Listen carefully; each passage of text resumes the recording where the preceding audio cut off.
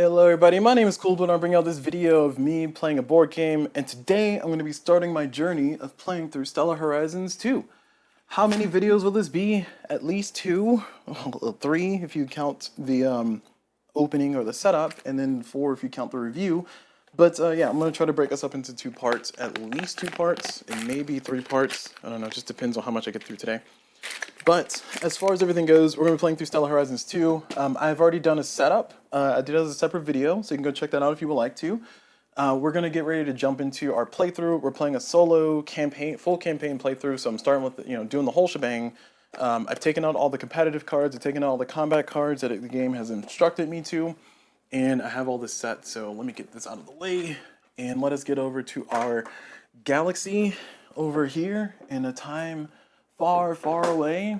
And also, let me get our background music started. And I'm going to use the dungeon music for now. That's right, you can't stop me. Alright, so for here, I'm going to go ahead and give a tour of the board. If you did not see the setup video, there's going to be a few things in place that I haven't talked about, so I'll try to talk about them now so you can have full context. So right now we have our full board set up. We are playing solo, so I am playing as... Oh, that's the wrong camera.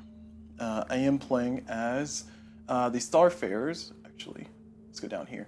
I am playing as the Starfarers, and I have set up everything. I got my initial money of $25 billion, and then I got my initial tech pools, and I did pretty good on my tech pools. I got my initial technologies that I can build. They're not built yet, but I'll try to put my built techs somewhere over here, I guess. I don't know, try and get that set. And a few other things to note are that I have my ships, and I have my settlement, and I have my markers all over here. So those things are over here just off to the side. I'll try to bring those in when they're relevant, but they're just here for reference for me. I'm also using, instead of transport markers, I'm using dice. So you see those little die on this ship. That's my ship that's been deployed already, and it currently has 1 round before it's available for me to use. So I'm using dice instead of transport markers because I just thought it looked pretty and I had the dice available. I also have our tech tree over here, kind of in smaller format. So the original tech tree board is way over there, and as you see, it's this giant behemoth of a thing. Looks pretty, has information on it, has things printed on it, but 1, it's kind of hard to put that on camera to be in focus the whole time, and then 2, it's way over there. So instead, I've kind of put my tech tree here, printed out from Board Game Geek, and then here's a link if you want to find it. I'll try to put it in the description. Somebody also had this here to keep track of the text that you have. I guess I should mark it off. I'll mark it off. I'll physically mark it off. I was gonna laminate these sheets and then put them in the game, but honestly, I printed multiple copies, so I can print another copy. It's fine. But I have those sets. I'm also gonna be playing with titles. So I have our first title here, and I need to draw titles as our initial setup. And then I'm also playing with directives, so I need to also draw our initial directives so I can add those in. And this is gonna keep track of our years here. So this is gonna be like my shorthand way of keeping track of it. So when you look down here, you'll know what year we're in. And you'll know what technology I have because I'll be marking these off as I go. And hopefully this will help keep track of things as we go. So I'm playing the Starfarers, main thing you need to know. And then going up to here, this is our initial deployment. So we're here, Seoul. Here's the center of the universe, center of our universe right now. This is where we are, and we have some remote explorers that are been thrown out to over here. We have our CV, our civilian vehicle, crewed vehicle, sorry. It's over here, hanging out, and I think these are all REs. Yeah, these are all remote explorers, and this is a crewed vehicle. So we got those kind of set up, and we'll be talking about rules as we go along. This series is hopefully going to help people kind of play the game as you go instead of just letting it sit on your shelf and look pretty. So I'm going to try my best to teach as I play, and I will also say here that if I do get some rules wrong, please check the comments. I'll try to pin a top comment with all the corrections as I go, because I'm bound to make mistakes in this 6 to 10 hour playthrough. So we'll see. We'll see how I do as I go along. All right, now that I got that all settled and stated, let's go ahead and get out our handy dandy reference sheet, which you should have a reference sheet here. There's 2 of them. They should have given you 7, but they gave you 2. And it's also annoying because they expect you to like mark off these, like actually physically write on these, and it's like, why? Why not just laminate these and give me a dry erase marker? Anyway, so there's gonna be a lot of important information on this card here, but the main thing I need to know is that my track for how I go through rounds is gonna be here. So I'm gonna start with the economic phase because I'm doing a campaign, so I do all the blue boxes. So I start with the economic phase, then I go to reduce markers, do this, and then do all these things. So it's a very procedural game. So hopefully this would make a lot of sense as we go along. And I can even bring this on the screen. Let's see how well I can do this. I have not set up my green screen very well, but we'll see if that's actually set up in a way that's usable. That's the wrong button. And I wouldn't say it's usable. I would say it's not unusable. It's just, yeah, that's a little aggressive, isn't it? You know what? We'll go with it. We'll go with it. We'll see if we can make that work. Yeah, we'll go with it. All right. This is gonna flash on the screen and scare you in jump scare moments. So my apologies ahead of time. Okay, so that's gonna be our round phase. So we're gonna start, and I'm going to start and talk through things as I go. And oh my gosh, my camera's crooked. Oh jeez, is it my camera crooked or is my board crooked? You know what? I can fix the camera. I'll fix the camera. Nobody told me this whole time. My camera's just over here, just looking all kinds of jacked up. Ain't nobody said nothing. Wow. Thanks, friends. Let's do here. Let's fix this too. And we'll zoom in a little bit. Focus some.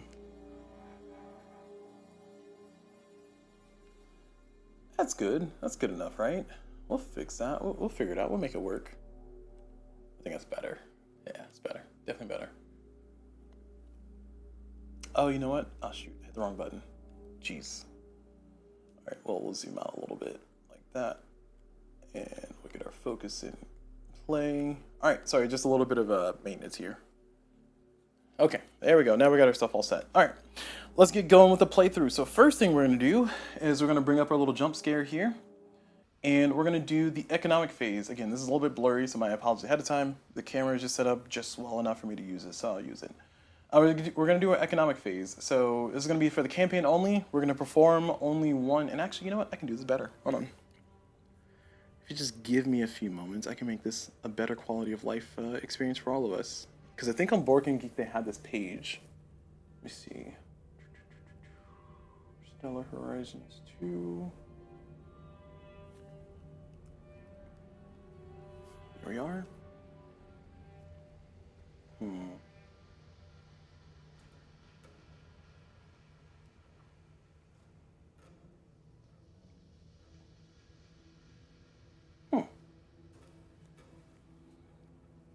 I thought they had these. Oh, it wants you to photocopy it. I thought it was available online. Compass Games, you've made me sad.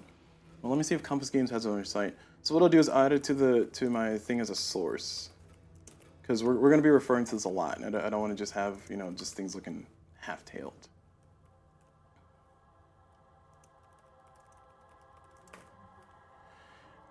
All right, here's Stellar Horizons 2.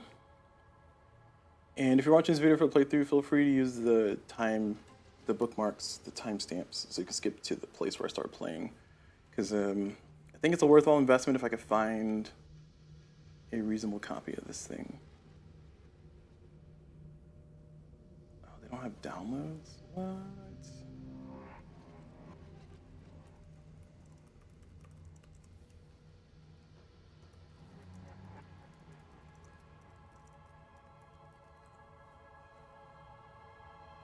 Wow. That's Elite Dangerous. That's the wrong game.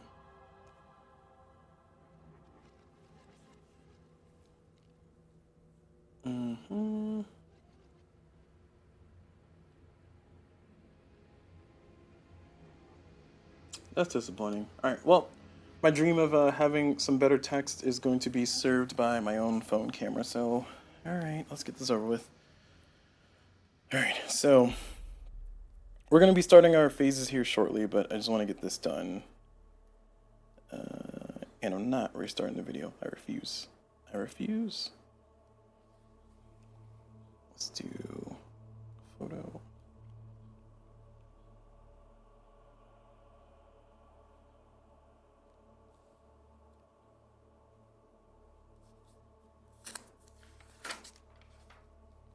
Could I have done this beforehand? Yes, but I didn't think of it until just now, so we'll have to deal with me doing it live. Oh, also, For those who are watching, and you're just hanging out with me during this whole entire time, I do live stream here on Twitch. That's twitch.tv/CulBlu. That's CulBlu.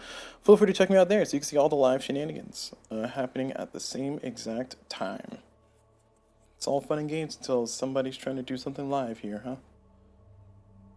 So we will email it to myself. And oh no, cancel. And yep, there we go.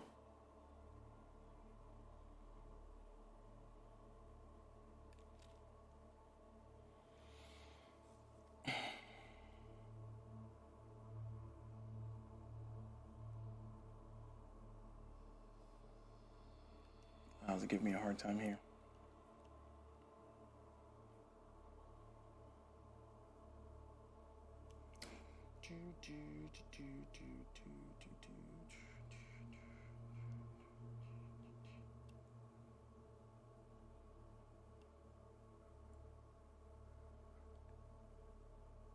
Sure. And done. All right, let's send that to myself here.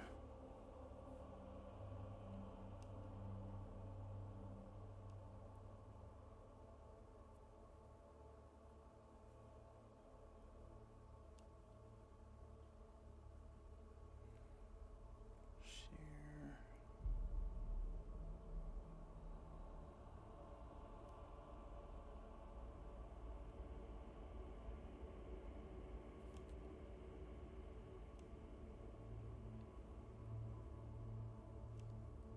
Send. All right, almost done.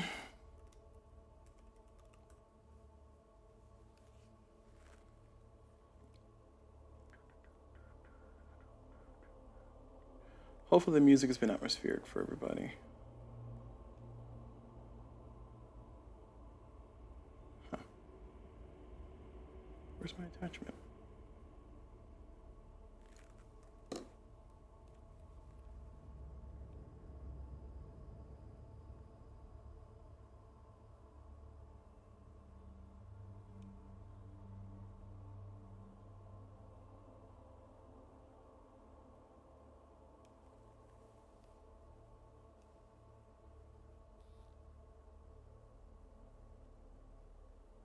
There we go. Got it. Download. And then save.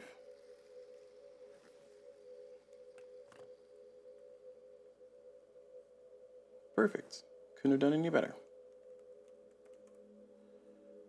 All right, let's bring that bad boy in and let's get going with our video series here. So we are overlay E. And let's reset.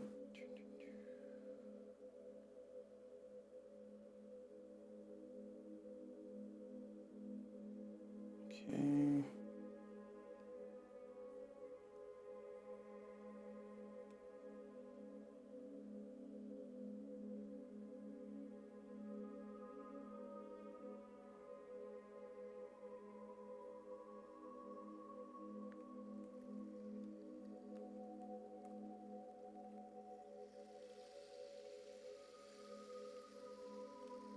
All right, there we go. Better. Okay, so let's move this off to the side so it's not just in the middle of the screen. And you know, it's a little bit blurry, but hey, this is what we come here for, right? This is what you pay me the big bucks for. Oh, we can't read that. That's not readable. That's barely readable, but we'll go with it. Cool. All right. Perfect. We did it. All right, man. Look at that. Just 6 minutes of pain, and we got that all set. All right. So I can move this out of the way. I can retire that, and it's a little bit clearer, so we'll be able to see it. So we're gonna bring that up and bring that out as we needed. So we'll go ahead and do that. Oh, can I set this as transparent? Hold on. No, man, that sucks. It'd be really nice if I could set it like a transparent source, but they don't give me that. Oop, what was that? No, stop that. What are you doing? Oh, jeez.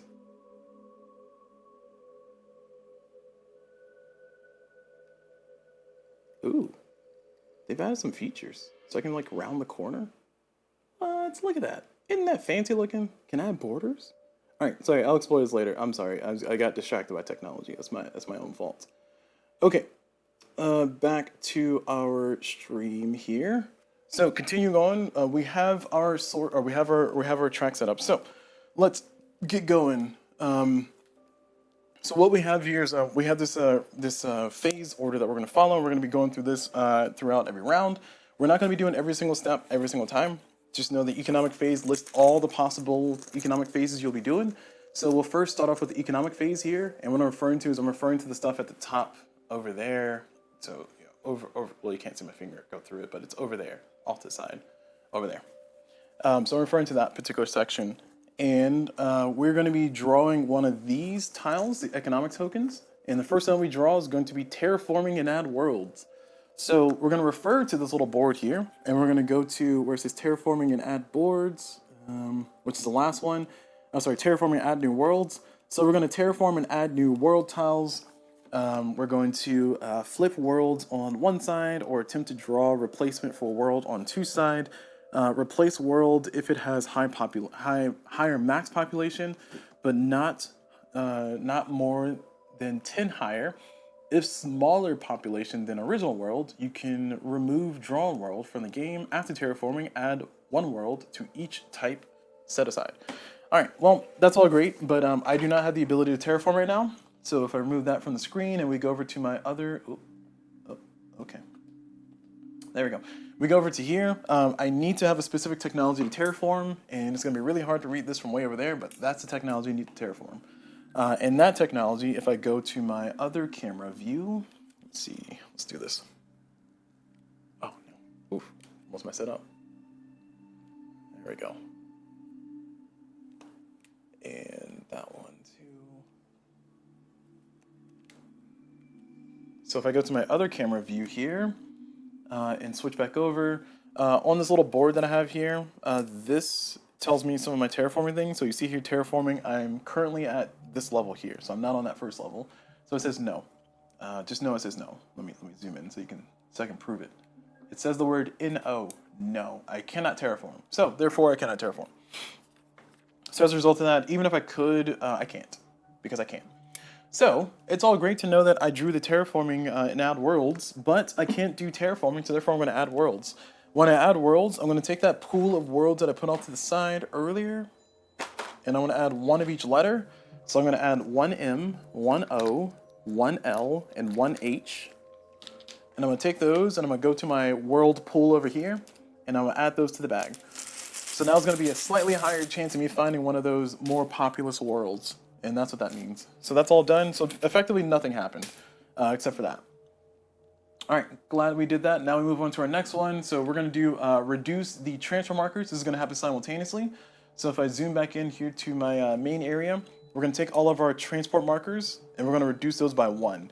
Anything that's reduced to 0, the marker goes away. So in this case, this one goes away, this one goes away, this one goes from 2 to 1, this one goes from 2 to 1. Now, when the marker goes away, the implication is that my particular ship or the particular thing that is flying to that spot has successfully finished its travel to that location. So therefore, I can interact with it and do stuff from it. I can, blockade with it. I can attack with it, assuming I have attacks and blockades. I can do all kinds of fun stuff. But for right now, just know that I have 3 ships that I can actively use, and we're all done with that particular phase. So let's bring up our board again, and we're going to go to the next part. Next, step 3 is we can build and repair ships. Now, this is going to be a very important thing here in the campaign, and you'll notice that there's going to be a lot of kind of small, tiny rules that are going to exist in the campaign. So in the campaign, I am bound to this max ships marker. You'll notice that this max ships says I can have a maximum of 5 ships. Now, of the ships that I have 5 that are currently deployed, so I could not deploy a new ship because I can have a max of 5 ships. So the hope is that I might lose a ship soon, like a ship might die or something.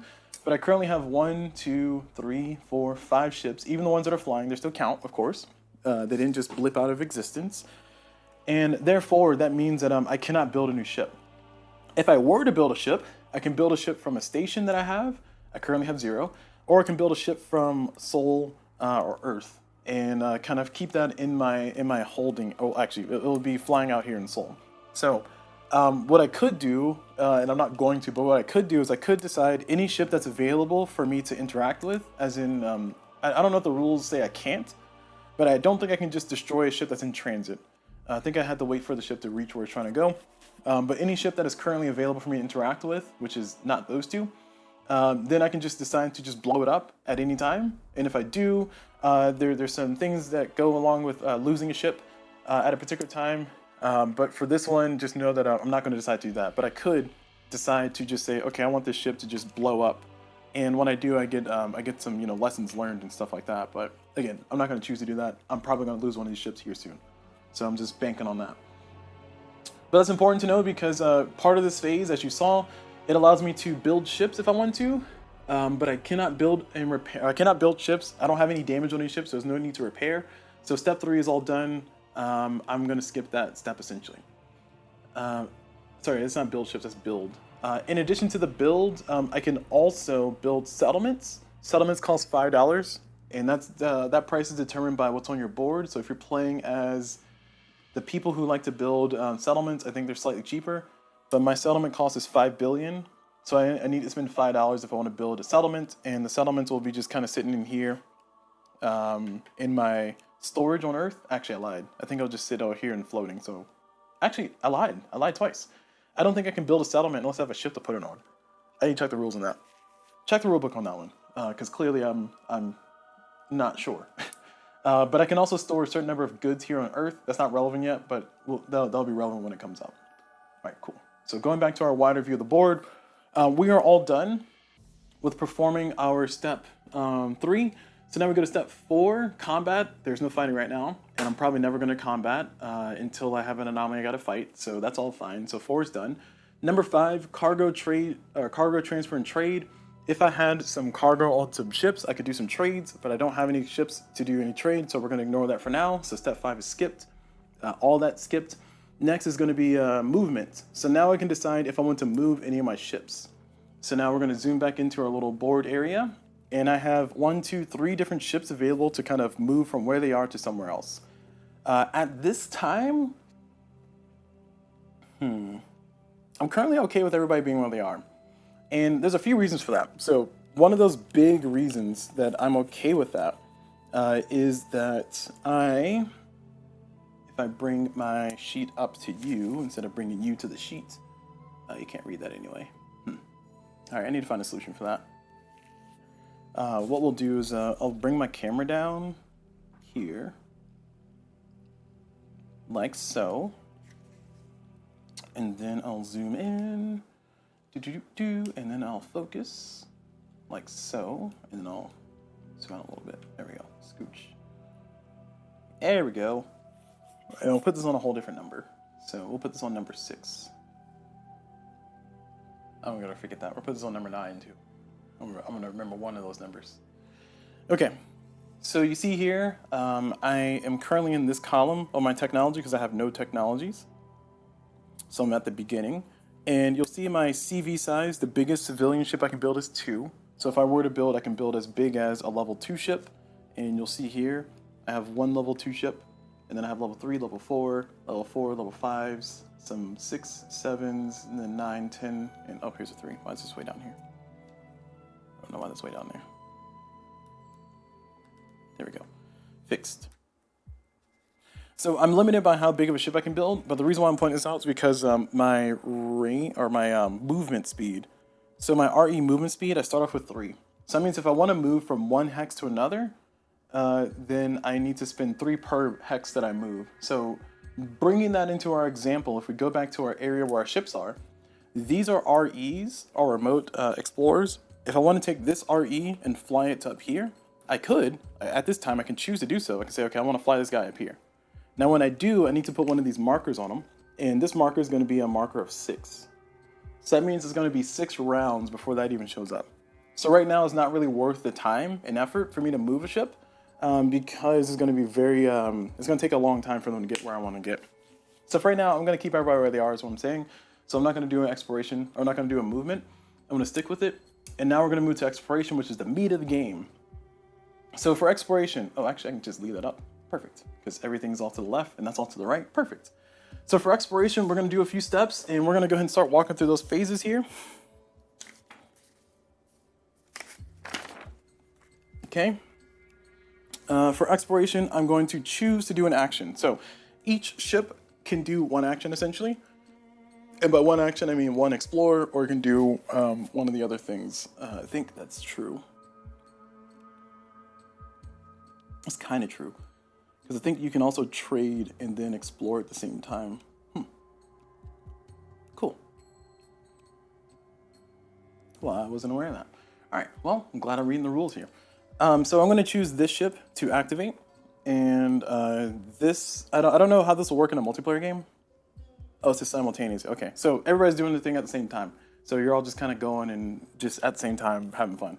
And then you do it in initiative order. So simultaneous and initiative order for surveys. That means that if we are able to survey this successfully 5 times in this round, everybody will still benefit from this being explorable. That'll make more sense in a second, but I'm playing solo. I don't have to worry about it. This is my universe. I'll do whatever I want. So I'm going to do an exploration here. So first thing I'm going to do for an exploration is I'm going to look at what my exploration value is. And this little circle here is my exploration value. So it's currently 2. And then I'm going to look at my location. And my location has an explorer 5. So this is going to be 2 plus 5 is 7. And then I'm going to look here for biology. This is going to give me a boost, a bonus. And I'm going to get a +1. So currently I have an exploration of 5 plus 1 plus 2. So it's going to be 8. So I currently have 8. Now for every 10 that I have, so if I had 21, for instance, then I would get 2 free tokens. I'll get 2 biology tokens successfully already. And now I've completed, well, I'll explain how that works later, but I'll get 2 exploration tokens. So for biology exploration tokens, where did I put them? I can find everything except for the one I'm looking for, huh? Well, that's kind of rude. Is that one?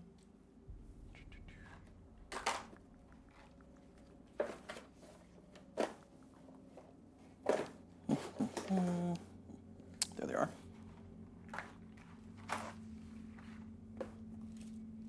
And then there's biology. So I'll take draw 2 tokens from here, and then that'll let me do some stuff.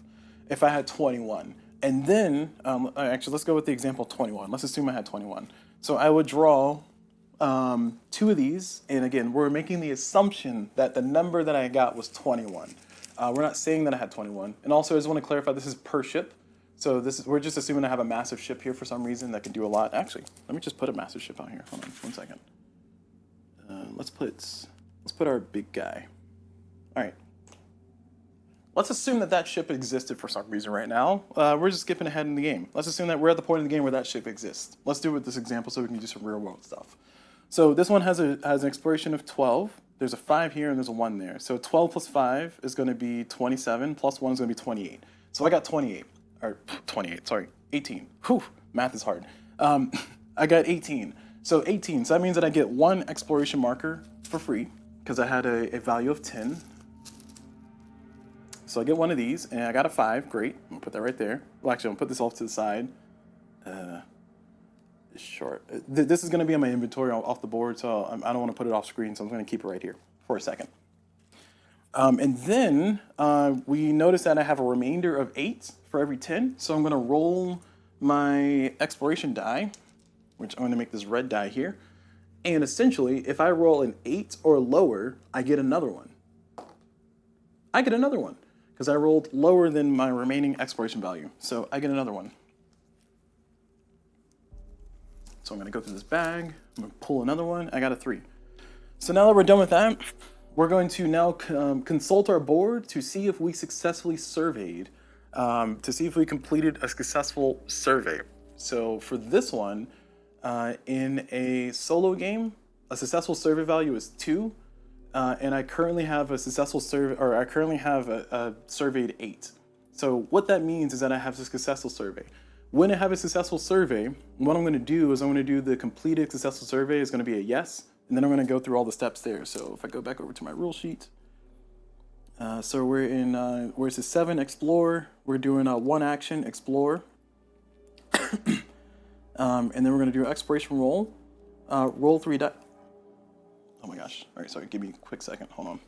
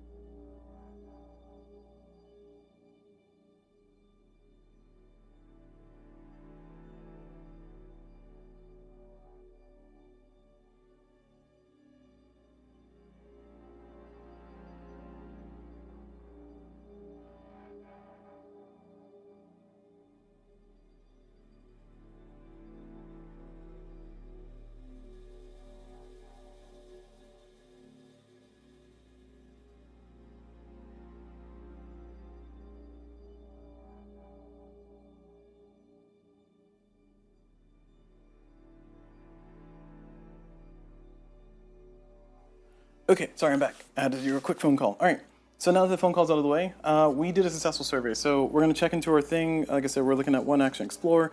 There's an anomaly thing. We're gonna explore exploration, roll 3 dice, and do other things, blah, blah, blah. We're skipping the anomaly part for a second. And then we did the marker plus ship plus card slash tech. I had no card slash tech plus system bonus. We added those things in. And then we do malfunctions. I didn't do my malfunction roll, but we'll check that in a second. If exploration earns enough tech value, see chart, complete survey. Even with malfunction, the survey is complete. All right. You know what? We'll take a step back. I was overzealous. Ugh. We'll do it correctly. Fine. I don't want you guys to be confused at home because I know I get confused at home. So, all right. We'll do according to the steps. I was getting overzealous. I was like, look, this is a cool thing we can do because I want to explain that one part, but not the whole part. But I'll explain all the parts. Fine. Whatever. Sue me. Okay. So we're going to do all that over again. We're going to assume that we have this CV10. It's here. And we're also going to make an assumption that my technology is such that a malfunction for my CVs are set to 25. Actually, where's CV10s? CV size. Oh, no, that's not the right board. This is the right board. This is the one I'm looking for. So I need for CV10s. Oh man, I got to be maxed out. Oh, gross. All right, we're assuming I'm maxed out. So that means that malfunctions for CVs are at 20. So 20% roll on malfunction roll means that my CV will take a damage, and that'll not be great. Okay. All right. So malfunction rates are at a 20 there. So I'm gonna roll this set of dice. I'm gonna roll this one's gonna be my exploration die, and these two are going to be my anomaly roll because that's what it wants me to do. That's what it says I do. I'm following the rules. We're following the rules correctly because we are law-abiding citizens, allegedly.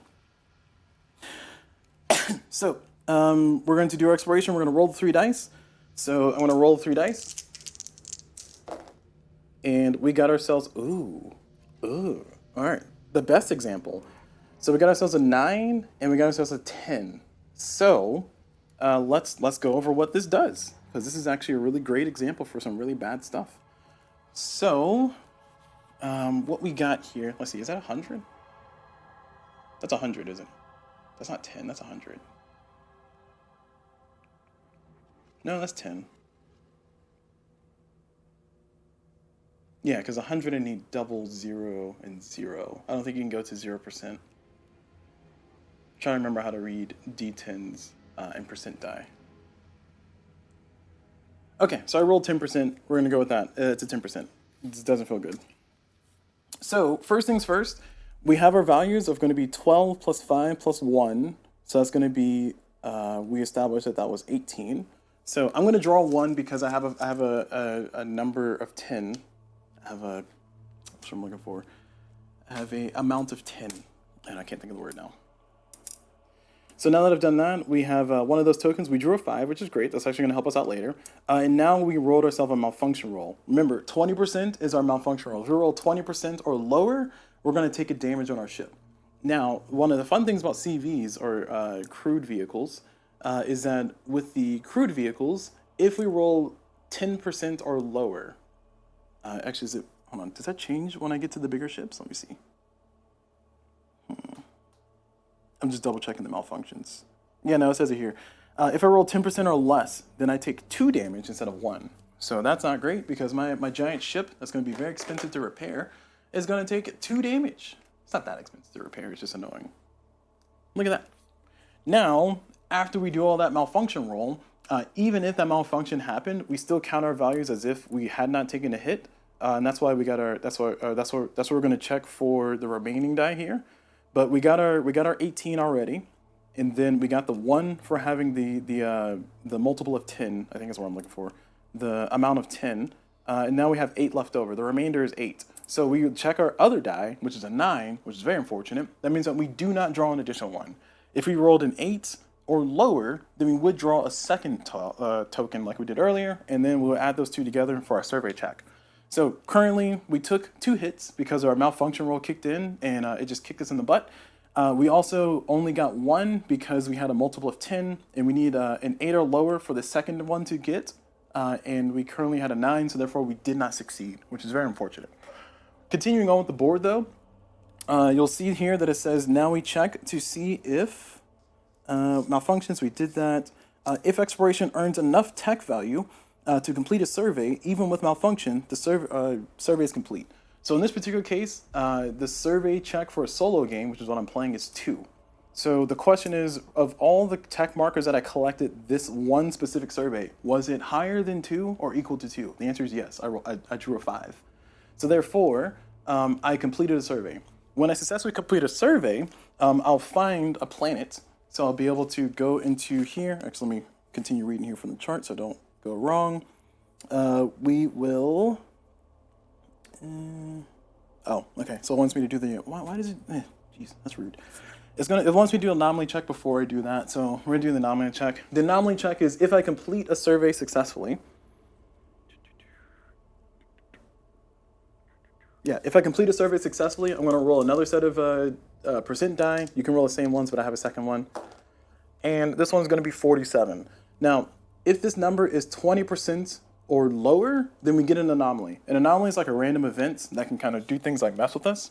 And one thing that you'll note as a Starfarers, I have a special ability, which is I get plus 10% chance of finding anomalies. So for me, instead of being a 20% or lower, it's a 30% or lower. But my roll was a 47%, so therefore I do not find an anomaly. So no anomalies found. But I will note that when I play this, you'll see me play this, I'll roll all of these dice at the same time, and actually might change these dice as a better color contrast. But I'll roll all these dice at the same time. That way I'll know if I get a malfunction, and if this is successful in the survey, then I also check the anomaly, and if it's a successful check, then I'll put an anomaly out. So I might get confused a few times because I know it's caused me a few problems, but it'll just kind of speed the game up a little bit, so I don't have to do all these steps one at a time. All right, continuing on, we do not get an anomaly. Okay, now we get to draw a world. So we successfully completed a survey. We're gonna draw a world from the bag if there's an empty spot, and we get to put it right there. Now, some of the locations will have this little symbol here that says this is no Earth-like worlds. This is a very specific symbol. This is not saying no worlds. This is saying no Earth-like worlds. This means that if you draw a certain type of world, which I think is an M or an O, then that world cannot be there, so you put it back in the bag, as in you don't draw something for it. So if I draw from the bag and I drew a O and I was trying to put it here, then it would not be eligible to put here because I cannot put those Earth-like worlds here, so I have to put it back in the bag, and therefore that draw is canceled essentially. But for this one, there's no such symbol. If I drew an O or an M, which are Earth-like worlds, I think those are the two, then that would allow me to put it here, but I drew a D instead, and it has a population of 3 and some other stuff that we'll talk about later. But that's what I did for the survey, so I succeeded in the survey. And the next thing for finishing a survey is going to be to reduce the exploration marker. So I'm going to take this exploration marker and I'm going to reduce it from 5 to 4. So the world or this particular section is explored a little bit more, so therefore we're going to have a less less help with trying to explore it. It's going to be less interesting, or I don't know what the word I'm looking for is. And we can possibly find more planets. But essentially, once this exploration marker is completely gone, you can no longer explore in this sector, and this sector will be considered fully settled, and there's some things that come along with it. But for right now, this is what the board state would look like if that was successful. This would go to me to spend later on for technology upgrades or whatever I'm trying to spend it on. So this is my personal one to keep. And then my ship took 2 damage in that example, and all that stuff happened. So I'm explaining a very complicated example because I want to explain the whole multiples of 10 thing, because I think that confused me a lot when I was originally playing. And yeah, as you can see here in my example, even in my dreams, I still lose. Very sad. Be sad. Also, my AC is turned on because it's pretty hot in this room, so my apologies if you're hearing all the extra noise in the background. It is hot in this room, so can't win them all. All right, so let's flip that back over to 5. Let's put this back in the bag. And let's actually do our exploration. So I'm going to actually do my exploration. We established that my value is 2 plus 5 plus 1, which is 8. So I have an 8. I also established that I'm going to roll all these at the same time. My CV's malfunction rate is currently 50%. So if I roll 50% or lower on these black D10s, then my CV will just blow up. RE. My REs will just blow up. Remote explorers will just blow up. If they fail a malfunction roll, CVs will take damage instead. And if CVs take damage equal to their size, then they die. Also, if CVs take damage equal to half their size or more, then they can no longer explore, and it's not great, or do anything else. They have to go back and get repaired. So I'm going to roll all 5 of these dice at the same time, and I'm trying to explore over here. All right, and what we got a 53, so we're good on the malfunction. We did not fail the malfunction roll, so no blow up. We rolled a 7 for explore, and then we rolled an 8 for anomaly. So if we successfully survey, we're going to get an anomaly, which is not always bad. It's also not always good. So first, let's see what we get. So we're going to go into our little bag here. I'm going to draw 1. It's going to be a 3. So we did successfully survey. So I put that 3 and I added it to my bank of stuff. And because we successfully surveyed, our anomaly roll, we already rolled it, is currently an 8. So therefore, we do get an anomaly. So we're going to go into the pink bag of anomalies here. And we're going to see an anomaly, our first anomaly of the game. Now, when you find an anomaly, you also get a IP, which IP is really nice. IP is something that only exists in the campaign, or any other scenarios if you play one of those scenarios. But IP essentially allows me to spend this to account for 2 resources when it comes to upgrading stuff. And I can also use this to, well, it says right there what influence is used for. So I can use IP to add 20% to my initiative roll, maximum 3 per roll. That will never come up in my game because I'm playing solo. I can account as 2 tech points for a single tech type at any time. Anytime. Oh, I didn't know that. I can cash 1 in for $1. I can discard it to redraw directives. I can also buy titles with it. Also, speaking of which, I forgot to get the titles out. And the directives. Oh my gosh, I'm slacking. Sorry, we're going to go back down here for a second. Oof, that is wrong. No, that's right, that's fine. So the game started with this 1 title, and we're going to add 3 random titles per the rules. Again, I'm playing with titles and directives, so I forgot to add those in. I can buy these later. I'm not going to spend a lot of time studying these because they seem like they're going to take a while. So I'm going to put those off screen. But those are my initial titles. And then my directives, I draw 3, keep 1 for the initial one. And then afterwards, I draw 2, keep 1. So these are directives, and these are like little mini goals that I can try to get. So we got terraform a world into M class. It gives me $7 if I do that. Anomaly, resolve a science anomaly on a 9+ difficulty. I get $4 if I do that. And then production, earn $9 in cash from base production. So I get $3 if I do that. So, oh, actually that's the victory point symbol, isn't it? I think that's the VP symbol. If I look at the back of the rule book in the campaign section, it tells me that for my faction, I need to do 4 anomaly or survey directives to achieve my goal. So therefore, I'm going to take the anomaly one, put these 2 back, So I now have a directive. Cool. Neat. That's fun. All right, now let's go back to our regularly scheduled space exploration here. So, continuing on with all this, we did complete a survey. We are going to drop this by 1. We got ourselves an IP already, and now we're going to draw an anomaly. And this one is going to be Terran data. It is an 8 or higher. Now, the anomalies are really annoying because they'll prevent you from doing things. So for this one, I cannot build bases here until I finish this anomaly. So I need 8 research here or better in one shot from all my ships added together, so I can kind of combine them all and just kind of take the plunge and try to go for it. And actually, with that said, I don't know if I can explore like that. I don't think I can. Let me see. Yeah, no, I think with exploration, it's each individual ship explores. I cannot combine it. But this is going to be a thing I can try to tackle later. And that's going to be a part of the... Which one is that? Is that combat? Let me see.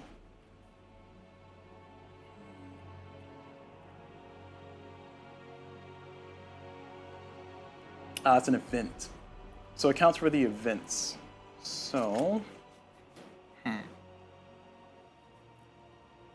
Yeah, and bringing this back here on screen so we can look at it together. If you look under the exploration section, you get one action, and the action is to explore, resolve anomaly / events, mine / research, or terraform. So that's what I was saying before. You can only do one of each for each person. So if I do a event, which is in the blue box down there at the bottom under the explore section, so down in this area over, I can't point to it, but it's like over there. It says that for events with challenges are resolved like anomalies, challenge difficulty equals printed plus number of players. So that's actually a 9, but I get -1 on anomalies. So it's actually what the number is printed. So the number printed is what I have to face essentially. And then I get to fight those, and then mining allows me to do the mining things. Okay, so that is what that's all about. Cool. So that's a later me problem. Current me is all done. We're all done with that one mine phase. And look, it only took us 1 hour to get there. Cool, glad we did that. That's with interruptions and everything, and resets. Cool, so let's go ahead and continue with the rest of them. So this one's all done, and the ship didn't die, which I'm happy about. So now we're gonna try to do explore here. This one's gonna be much faster. We're gonna roll. We got ourselves a, what is that, a 96? Oops, a 96. And we got a 3, and then our anomaly is going to be a 91, so no anomalies here. But we're going to draw an engineering. So no anomalies are going to spawn here. In our draw on engineering, we drew a 5, so we completed a survey. Oh, I forgot to explore a planet. I'm sorry. Sorry, I found a planet here. Found planet K. All right, so we did successfully explore. We already established no anomaly. We're going to put that there, flip that over. We're going to get ourselves a planet to put in here. And that's going to go there. And cool. We've explored that system. That's it. Did I get my marker? I did. It's a 5. Okay. Now we're going to explore down here. Our last one. This is a... Oh. Shoot. We're going to have to do that again, because I don't know what I rolled. I did not pay attention to the red die at all, because that's going to be a 2 + 5 + 2, so that's 9. We'll say I passed. Future me knows that, or past me, I'm pretty sure it wasn't a red 10. It might have been a red 10. I don't know. I'll pay better attention. All right, let's go over to here. So this is a 3 + 5 + 1, so it's going to be 9. So we need a 9 or better, or 9 or worse on the red die. Okay, so we got a 38. We got our first malfunction, and we got a 65. So we're going to go through all this together. Let me put these dice on the board so I can keep myself honest here. So 65 means, sorry, not 65, 38 means that we're going to have a malfunction. So this is going to explode here in a second. We're not going to do that yet. But we check our other numbers. So 3 + 5 is 8 + 1. That's going to be 9. A 7, we do get it. So we do successfully get to pull a token.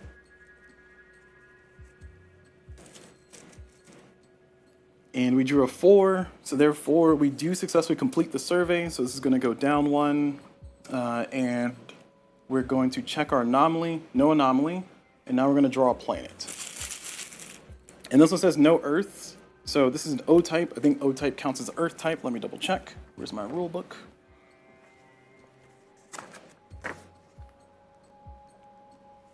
Yeah, M's and O's cannot start here. So if you draw one of these four systems, return it to the pool and redraw until you have one that can be added. Okay, so I can redraw. All right, so return to the pool, redraw.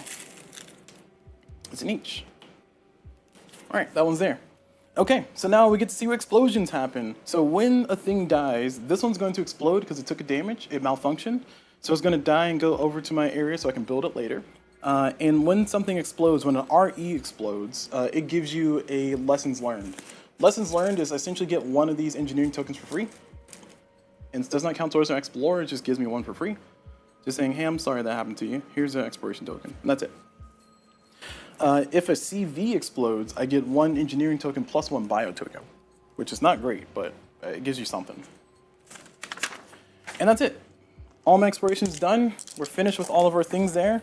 So now that we're done with that, we're gonna go ahead and bring up our overlay. And we are on to the develop text. So now for the develop text, we get to do this simultaneously. This is where we can buy technologies on the card, on the board. So we're gonna bring ourselves over to, let's zoom out to our normal, I don't like that. I don't like that, it keeps doing that little adjust thing.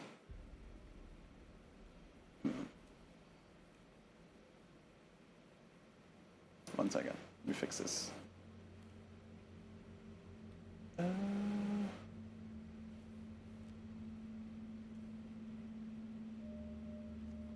There we go. So that's better. Trying to make it as smooth as possible for everybody. Sorry for all the jumpiness.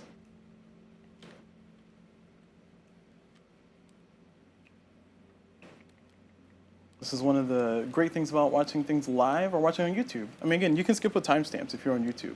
If you're watching this live on Twitch, hopefully you're enjoying the ride here.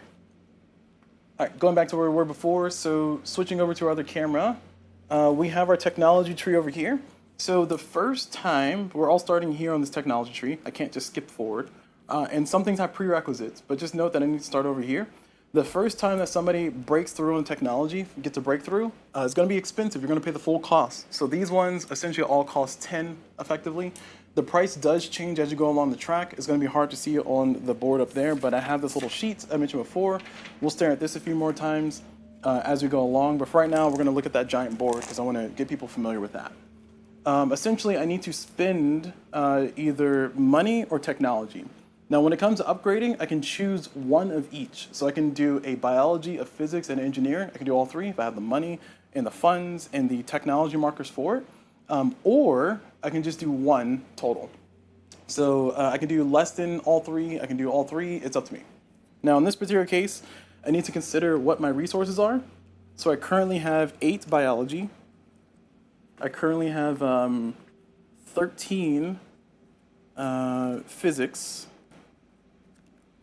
And I have 14 engineering. And then I have 1 influence. Now this 1 influence can count as 2 of any of these, so that's actually pretty good. I do not get change, so I can overspend to get a thing, and I do not get change. And again, I can spend money. Money is 1 to 1, so $1 because 1 of the technology things. In this particular case, though,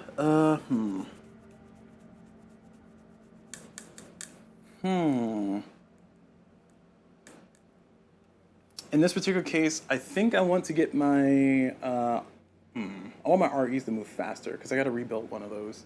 So I'm going to go ahead and try to get this advanced laser propulsion technology, which cost me 10. It'll change my RE movement from 3 to 2.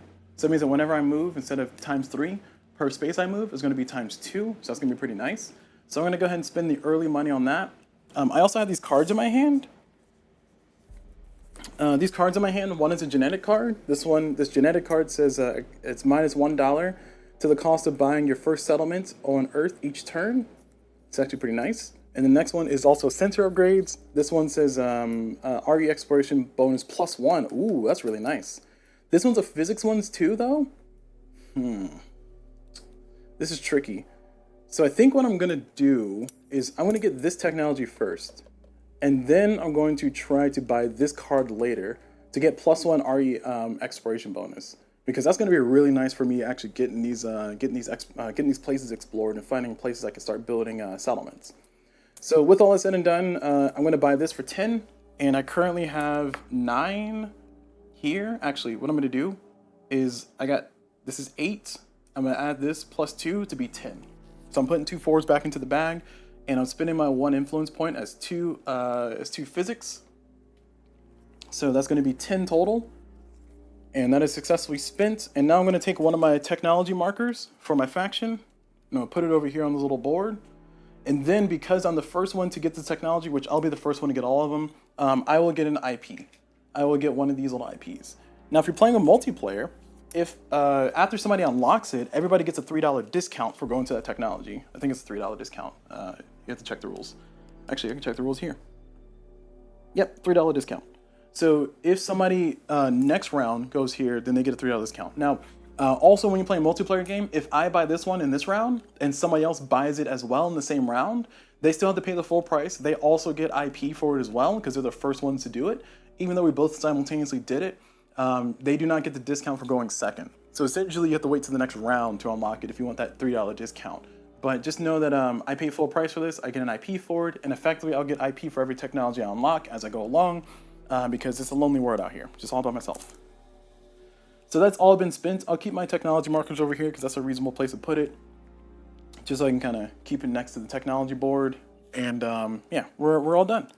So oh, actually no, we're not done. I can buy more stuff. I want to reduce my malfunction rate. Oh, it's actually 30%. Oh man, I thought it was 20%. Actually, wait, I thought it was 50%. Wait, why did I? Hold on.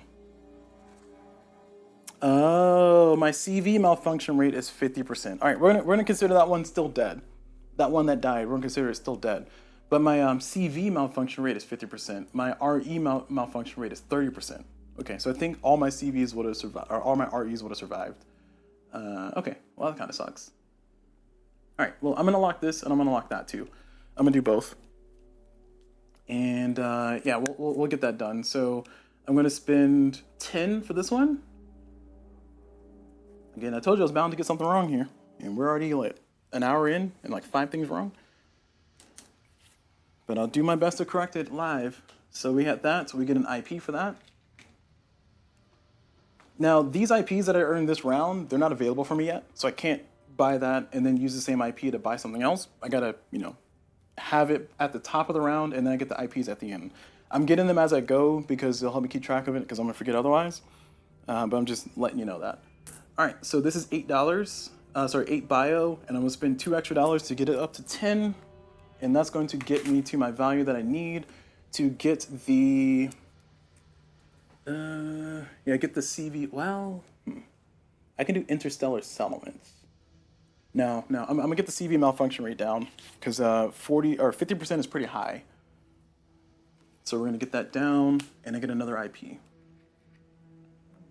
All right, and I'm all done.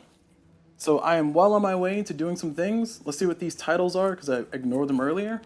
The first title here is Planetary Architect. 1 extra terraforming action per terraforming phase, and the prerequisite is to terraform a world into M class. Nice. It costs me 10 IPs for that. Chancellor, draw 1 influence at the start of each turn. Ooh, that could be nice. Prerequisite is none. It just costs me 15 IPs. It costs me 15 influence points for that. Geneticist is a genetic manipulation cards. Hand size is +1 and cost is -2 for genetic manipulation. So that's genetic cards. Cost me 7 IP, and then prerequisite, own 3 genetic manipulation cards. Okay, so that's gonna take a while. And then Guardian is the last one. Treat combat anomaly and event difficulty as -2. It cost me 7 IP for that one. Prerequisite is to resolve combat anomaly or event with 10+ difficulty. Cool. So those are the titles that are out here available for me to grab. I do have my directive over here for anomaly. And one thing I think is important for anomaly, let me switch my camera over. One thing I think is important for anomaly, if I zoom back into my play area, you'll notice that my anomaly marker here, well, you can't read that, I can. It says resolve science anomaly of 9+ difficulty. You notice that this is at 8, but according to the rules, it's going to be, the anomalies are going to be a +1 per player, and I'm 1 player, so that's actually a 9. But because of my faction, that's reduced by 1, so it's back down to an 8. So technically, I can get this directive immediately if I successfully get the terraform DNA done, because that's technically a 9 or higher. So it's a 9. So therefore, I can actually get this. So that's actually pretty good. So I'm well on my way to doing some cool stuff. I got some stuff going for me. Feeling pretty excited about that. Yay, energizedness. All right, we're gonna keep it zoomed in on this area, but we're gonna move over to the next part. We're done. So now that we're done, we're gonna shuffle any cards into discard. One thing to talk about that's actually important, when we go back to our technology, is that if I decide to not buy any technology, as in I don't buy any biology, don't buy any physics, don't buy any engineering, and I don't buy any cards, what happens is I will take the cards in my hand, and I will throw those into, well, I'll basically throw them at the bottom of the deck. Then I will draw 2 new cards. Those 2 new cards have to come from ones that I can reach. So I can reach level 1 techs on both genetic and fleet. Therefore, it kind of keeps your cards shuffling if you don't buy any techs. But because I bought at least 1 tech, my cards are intact. I get to hold on to them. They don't go anywhere. But that's how you kind of cycle through cards. And it's also very useful once you unlock the technology, it lets you get level 2 cards, which I think is this one, way up here. It's going to take me a while to get there, but we're all done. Now that we're done, we're going to move the round tracker up. It doesn't tell me to do that in the sheet. I would like to point that out. So I think Compass Games, come on, get on it. So if you look over here, it says, I don't think it says anything about move the decade marker up.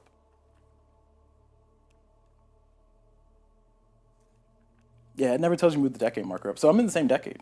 Joking. All right, so let's go back over to our board. So we are done with that. Now we're going to the next round. We're going to do the economic phase. Like I said, same order of things, and we're going to move a lot. We're going to try to move a lot faster. Oh, hello, Time Roller. Welcome. This economic phase is going to be settlement, growth, and migration. Which settlement, growth, and migration. Another thing that's not going to happen for us because we don't have any settlements. We don't have any growth. There's no migration. So therefore, we will look at our little board there, our little sheet on the screen, and you can see that settlement, growth, and migration is going to be bullet point number 6 in the economic phase up there. And for that one, settlement, growth, and migration, it says bases under 10 settlements, do that. I have no bases. Then we do some migration stuff from the planet over to the thing, and none of that's going to happen because I don't have any settlements. So therefore, we ignore it. Moving on, reduce the transfer markers. So let's reduce the transfer markers. I currently have 2 1s here. So these ships have arrived. Next, we're going to do build and repair ships. So I am going to build a ship. And I think I have a CV2. I do. So I have a CV2 available. And that's this CV2 here. To build this is going to cost me $7. This one does not have a blue flame, so let me zoom down to our board, and I'll zoom in real close here. So let's go to number 9. Let's get this out of the way. So we have here my ship that I'm trying to build, and there's a few different things that you need to notice on the ships. One of those is going to be symbols that the ships have at the top. Another one is going to be the attack value they have, and another one is going to be a cargo capacity. So this ship has a cargo capacity of 1. They can hold 1 trade good, they can hold 1 settlement, they can hold 1 thing, whatever it is. This ship also has an attack value of 12, so a combat value of 12, which is useful for fighting events that come up that I gotta fight stuff and all those things. It also has a research value of 10, so that means that when I do exploration or when I do a particular action that needs the circles here, then I have 10 on that one. And it also has this symbol up here, which means that I can do I can do a research action on planets. This one can do a mining action on planets, and this one also has 3 on its what's that value called? A 3 on its exploration? Sure. 2 capacity, 2 cargo capacity, and then finally this one has 6 and 5 for research and attack, and it also has blue flame. Now blue flame is very important. Blue flame means that whenever this ship moves, we can treat it as if it were 1 technology step higher. So that means for my CVs, for my CVs, I said it right. For my CVs currently, my CV technology level is currently at the lowest level. And so I was going to mark these out, so let me get a pen so I can mark these out.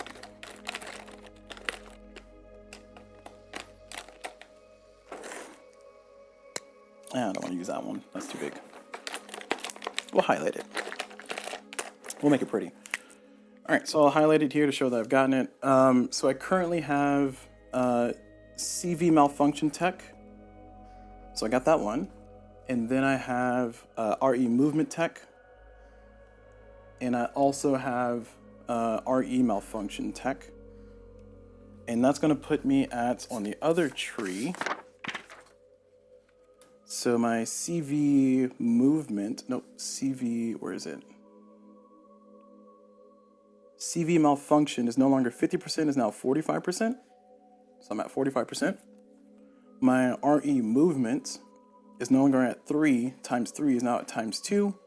And my RE malfunction is no longer at 30%, is at 26%. Okay, so that's what all that means. Now, the reason why I'm pulling this out though is that if you look here, my CV movement is currently 5. So if I move per hex that I move, it's going to be times 5. Blue flame is treated as times 4. So it's very useful for moving your ships. And you notice that blue flames, there are quite a few blue flames out here. Of course, I cannot build that CV4 because I can only build CV2s right now. Right there. But eventually I'll be able to build the bigger ships. So for right now, the only ship I'm eligible to build besides the REs, because I can always build REs, is going to be the CV2.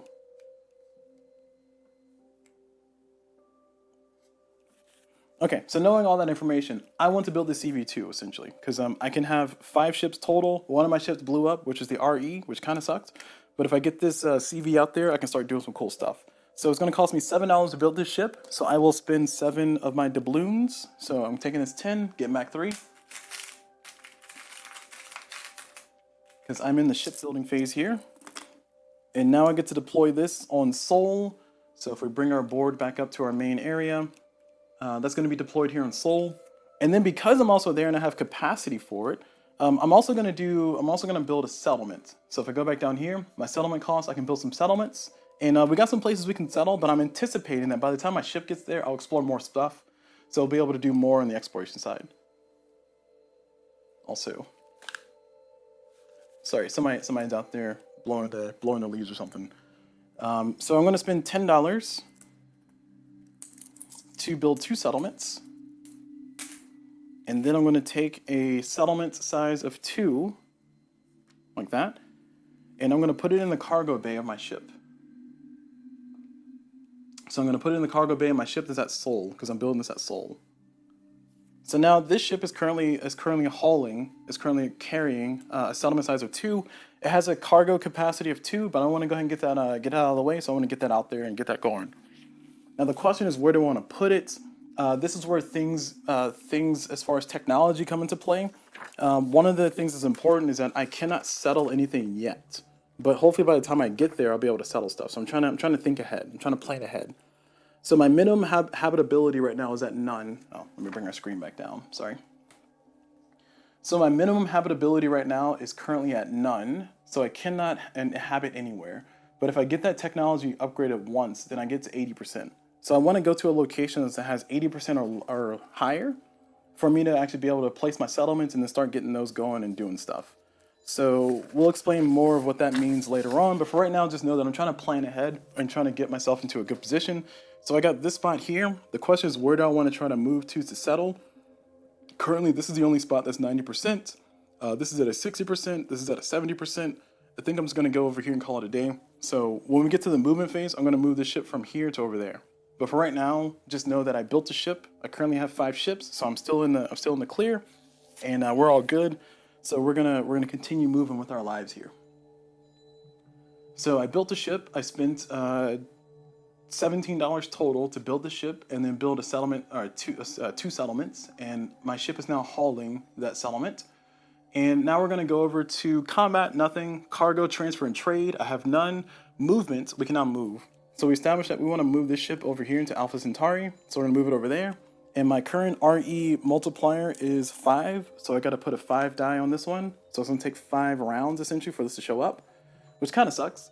And one thing to know is that while it's in transit, even if I upgrade my speed that I can move at, that is not going to upgrade. That's not going to update. It's going to stay what it is at the time that I moved. Also, an important thing to note, I mentioned blue flames. You can treat the movement as if it's +1 technology level. When you have a blue flame that's hauling something, then the blue flame is canceled out. As in, if it's hauling specifically a settlement, So if this CV1 had a capacity to carry, it does not. But if it did, had a 1 capacity and it had a 1 settlement on it, we treat it as if it did not have a blue flame. So that's important to note. But for right now, that doesn't matter. He's not hauling anything. This guy is a normal ship. He's hauling something. It'll be here eventually. And hopefully by the time it gets here, we'll be able to explore some planets and have our settlement placed and be able to make some demand, get some trade going, and have some fun with that. Okay, so we're all done with that. Settlement and growth is done. Oh, sorry, not settlement and growth is done. All right, sorry. Movement is done.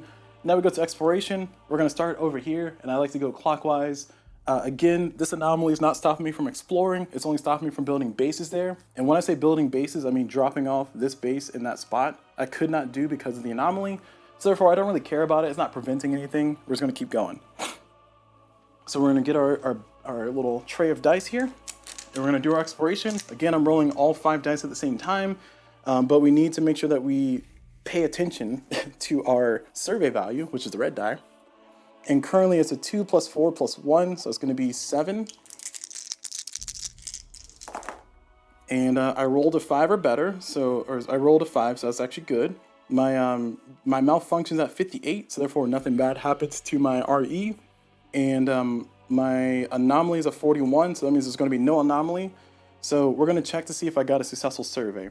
Because remember, I need a successful survey to either find another planet to decrement this down, and to actually possibly even trigger the anomaly to begin with. So this is going to be a biology. And I pulled a 4. So we did get a successful survey. So we're going to knock this down by 1. We're going to find a new planet. And the planet's going to go no world. So we're going to put that there. Now the no world means that no world was drawn. But I can, later on, if I survey again successfully, I can look harder. And I can replace that no world with the actual world. Because it's like saying that particular survey that I did, I didn't find a world when I searched, but then I did another survey, and oh, there it is, I found it. So that's how that goes. Okay, all right, let's see, let's move on. We're doing this location now. Oh man, that's a failure. So we blew up. So we got 22 there. We got a 59 on the anomaly, and we got an 8 there. Now I'm gonna take the sheet that's there and I'm gonna move it off screen. I just want to keep it there for the first few rolls so people can kind of read along and see what's happening process-wise. Again, it's not that complicated. It's not that confusing. It's just procedural. So that is going to be a physics, I lied, engineering location. I am going to lose that RE, which is kind of sucky, but it's not the end of the world. So I get one of these. I got a 2, so I did successfully complete a survey because I need a 2 or better for surveys in a solo game. So therefore, this is going to go down 1. We are going to draw a planet. And then this is going to explode, so I am going to draw another token from the engineering bag because my RE exploded. Lessons learned, we learned 1. And then one more thing, anomaly check. I think the anomaly check failed, so yeah. So there was no anomaly, so nothing else happened, so that's all that's done. I don't remember if I documented that, but if I didn't, then it was going to stay where it's at. But it should have actually, no, it did, because we got 2 surveys, 2 planets. Yeah, okay, we're good. Now we're going to go here. We're going to also explore. This is a 1 plus 5 plus 2. So that's going to be an 8. Hey, we rolled an 8. And we didn't die. We got a 72 in anomaly, so nothing special is going to happen. So this is all nothing special. We got an 8, so we do get ourselves a token from the physics bag. We got a 2, so we did successfully survey. So again, no anomaly, but we're going to put a planet. And that's done. Now we're going to go down here. I'm going to have my CV is going to explore as well. It's a higher risk of these guys dying or taking a hit. But we got to do it. Ooh, 41, that's not great. So that means that he will take a damage. We also find an anomaly at 16%. Oof. And we rolled a 1. Perfect. So I didn't add our values. Our values are, even better. Nice. 5 plus 5 plus 2 is 12. So we actually get 1. And then we get another 1 because we succeeded on our roll. So we get 2 here. Heck yeah. That feels great. Not great that I took a hit, though. So we got a 4 and a 5. So we got 9 from that. And we get to find 2 planets. No, I lied. We successfully completed 1 survey, I'm sorry. So we only still find 1 planet. This goes down. Does the anomaly happen before the planet is drawn? It says roll for anomaly, earn 1 IP. If I get an anomaly, we did. So we get 1 IP. Oh, we took a damage. Let me not forget that. So it's just a 1 damage. Still not great. And what else is happening? We draw the anomaly. And I don't think the anomaly is going to stop me from finding planets. So we draw the anomaly. And this one's going to be no exploring can happen here. And no bases can be built here. And we have to rescue scout ships. And we get 3 IP if we complete that. So we got to do that next round. Otherwise, we're not going to be able to put our bases here. And we also can't explore anyway. So thankfully, we got the stuff we need to finish that one. But it's kind of annoying that that showed up. And our planet... Actually, let me see the no explore symbol. When does that trigger?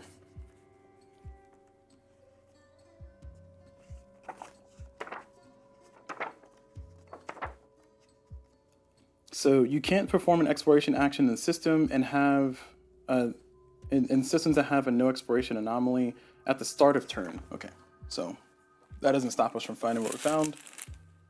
And no world. Ah, boo, boo, boo. All right, all that work. That hurts. Okay, so that's all done. I've explored with everything. We took a hit over here, which is not great. We got some reasonable technology stuff though, so that's going to help us out on the gains over here. So we got a good bit of technology, so we can kind of keep advancing. I do still want to build that card, but it's getting a little bit more expensive here, so maybe I won't. I also might try to pivot eventually and try to focus on getting that anomaly over there taken out. The one that's going to give me the free directive, essentially. So we'll see. We'll see. I got $6 to my name. And put it over here with everything else. Got $6 to my name.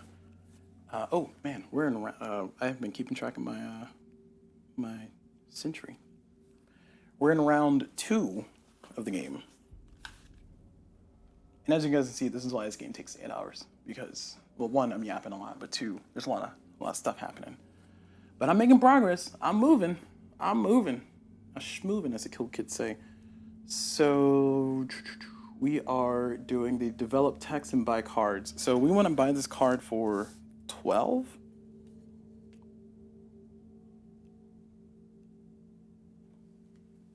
Yeah, I want to buy this card for 12 to make my REs explore better. But keep in mind, I'm considering replacing my REs with CVs already. So do I really want to do this? This might be a waste of money. I mean, yeah, this might be a waste. I might not build the center upgrades. I want to try to transition to CVs faster so I can do some settlements and some trades and have a lot of fun that way. So in that case, what I'm going to do is I'm going to go ahead and try to reduce my CV malfunction rate. It's going to cost me 10 to get that. So I have 9 here plus $1. So it's going to actually, 9 here plus $1. So it's going to be 10. Well, no, I don't want to spend money on that. We're going to do 2 4s as an 8 plus an influence. That's going to be 10. And that's going to give me an IP back. So let me do it this way and put my IPs that I can use up top and my IPs that I just got down here. There we go. And I just got that IP because I bought that technology. Now that's the bio. Now I can do physics, CV movement modifiers. I do want that. So, well, I do need this so I can keep going up the tech tree. Yeah, I think I want this one first though. So we're gonna spend $7. Sorry, we're gonna spend 7 physics plus 2, so that's 9 plus a dot. Oh, I don't have that one yet. Plus 2, so that's 9, and then I'm gonna spend $1 to be 10. And that's gonna get my CV speed up. I keep putting this back on top of my thing. It's gonna drive me crazy here. So I get an IP for that. Essentially, I spent an IP and got an IP back. And then engineering-wise, this one allows me to build CV3s. I think I want to do that. Can I afford it? So this is 7. Oh, I got to spend $3. Well, 7, 8, 9. I'm going to overspend on influence. Well, actually, no, I don't have to overspend. This is 6, 10. There we go. I'm going to hold on to that 1. So I'm spending 2 IPs, and I get 1 IP back for that. And there we go. So I got 3 IPs that round because I got 3 techs. I can build CV3 now. And I got $5 left. So not a ton of money racking around there, but I'm hoping that something good will happen. So that's it. So we're going to increment the decade marker. We're going to start our new round. So we're back over here into the thick of it. Let's get our economy token. See what we're doing. Nice, Earth production, perfect. This is exactly what I wanted. Earth production's great. So with Earth production, we're gonna go down to our handy dandy board. So Earth production happening means, oh, do I have this on? No, it's not on. Okay, that's just dirt. Okay. So Earth production means that, oh, actually, let me bring our board up. Earth production over here just means that we produce, as if we're on Earth, we just collect our stuff based on the century. We're currently in 2100, so still the same century. Again, this came at the perfect time, so I'm pretty happy about that. But we're gonna get 25 billion.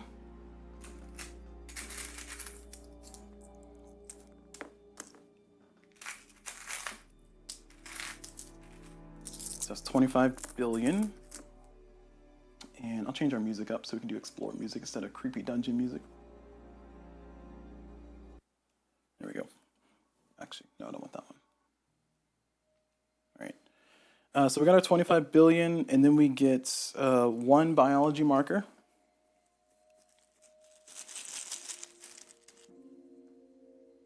So we got 2 there, and then we get 2 physics. 4 and a 1. And then we get 2 engineering.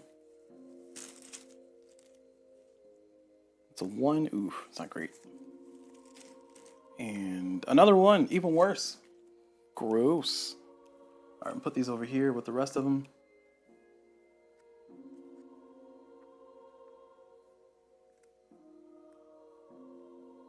All right, so that's Earth production. That's all done. Happy about that. That was the perfect timing because now I can build some ships. I can build some CV2s or CV3s because I lost an RV or RE, and I'm glad I didn't build that tech now. So it looks like it's all looking up for me. So now that we're done with that, we're gonna move over into reduce the transfer markers. So this one goes down from a 5 to a 4. And, oh, I forgot to mention, sorry, let me go back to our board here. So this is something that kind of tripped me up before, but this is max bases. So I'm also subject to this. So my maximum number of bases, my maximum number of ships is 5. My max bases is 2. A base is considered not a settlement. A settlement is, I can have as many settlement size as I want, but a base is considered non-Earth locations. So I currently am working on building 1 base, and if I put another settlement in a different sector, then I'll have 2 bases. Each sector can only have 1 base per player, so you can have multiple bases from different players, but only 1 base per player per hexagon. But I'm just pointing that out because I originally thought this is max basis was the settlement size. I was like, how am I ever going to grow? And I was like, oh yeah, I've totally interpreted that incorrectly. So I just want to point that out for those at home that maybe thought the same direction I was thinking. Okay, so we did a transfer marker reduction. We are in the build and repair ships. So one of the cool things about repair ships is you'll notice the last little sentence there. It says once per turn, I can pay $3, $3 billion to repair 1 damage or half the CV cost to repair all damage anywhere. So I can pay $3 billion right now to repair this ship anywhere on the map. And because I'm rolling in dough, I'm gonna go ahead and do that. I was considering doing that last time, but I'm definitely doing it now. So I'm saving my $3 to keep this ship healthy. And I can only do that once per turn. Now everything else, let me go ahead and see what I need to do because I want to build a CV3. Let's see what my CV3 options are. So I currently have these two CV3s, and I do want to eventually knock out that thing up there. So if I build the 5 who has a blue flame, then I can actually fly it up there and then quickly take care of that anomaly up there. And I think that might be good. Oh, actually, I need to build 2. Oh, man, I can't build 2. I can only build 1 guy. Heck. Yeah, I'm still going to build this one. Now, the question is, do I want to take a settlement with them? How much does it cost? 10? Ugh. It costs $10. Look at that. Ugh, gross. All right, I'll spend my $10. I'm not going to like it. Here's my $10 spent. And that's my ship. Now, do I want to build a settlement? I think I'm going to hold off on building a settlement.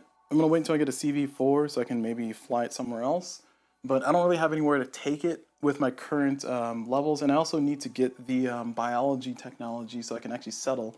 So I have a few rounds to do it. But I also want to try to get that online sooner rather than later. So, okay. So we're all done with that. We built our stuff.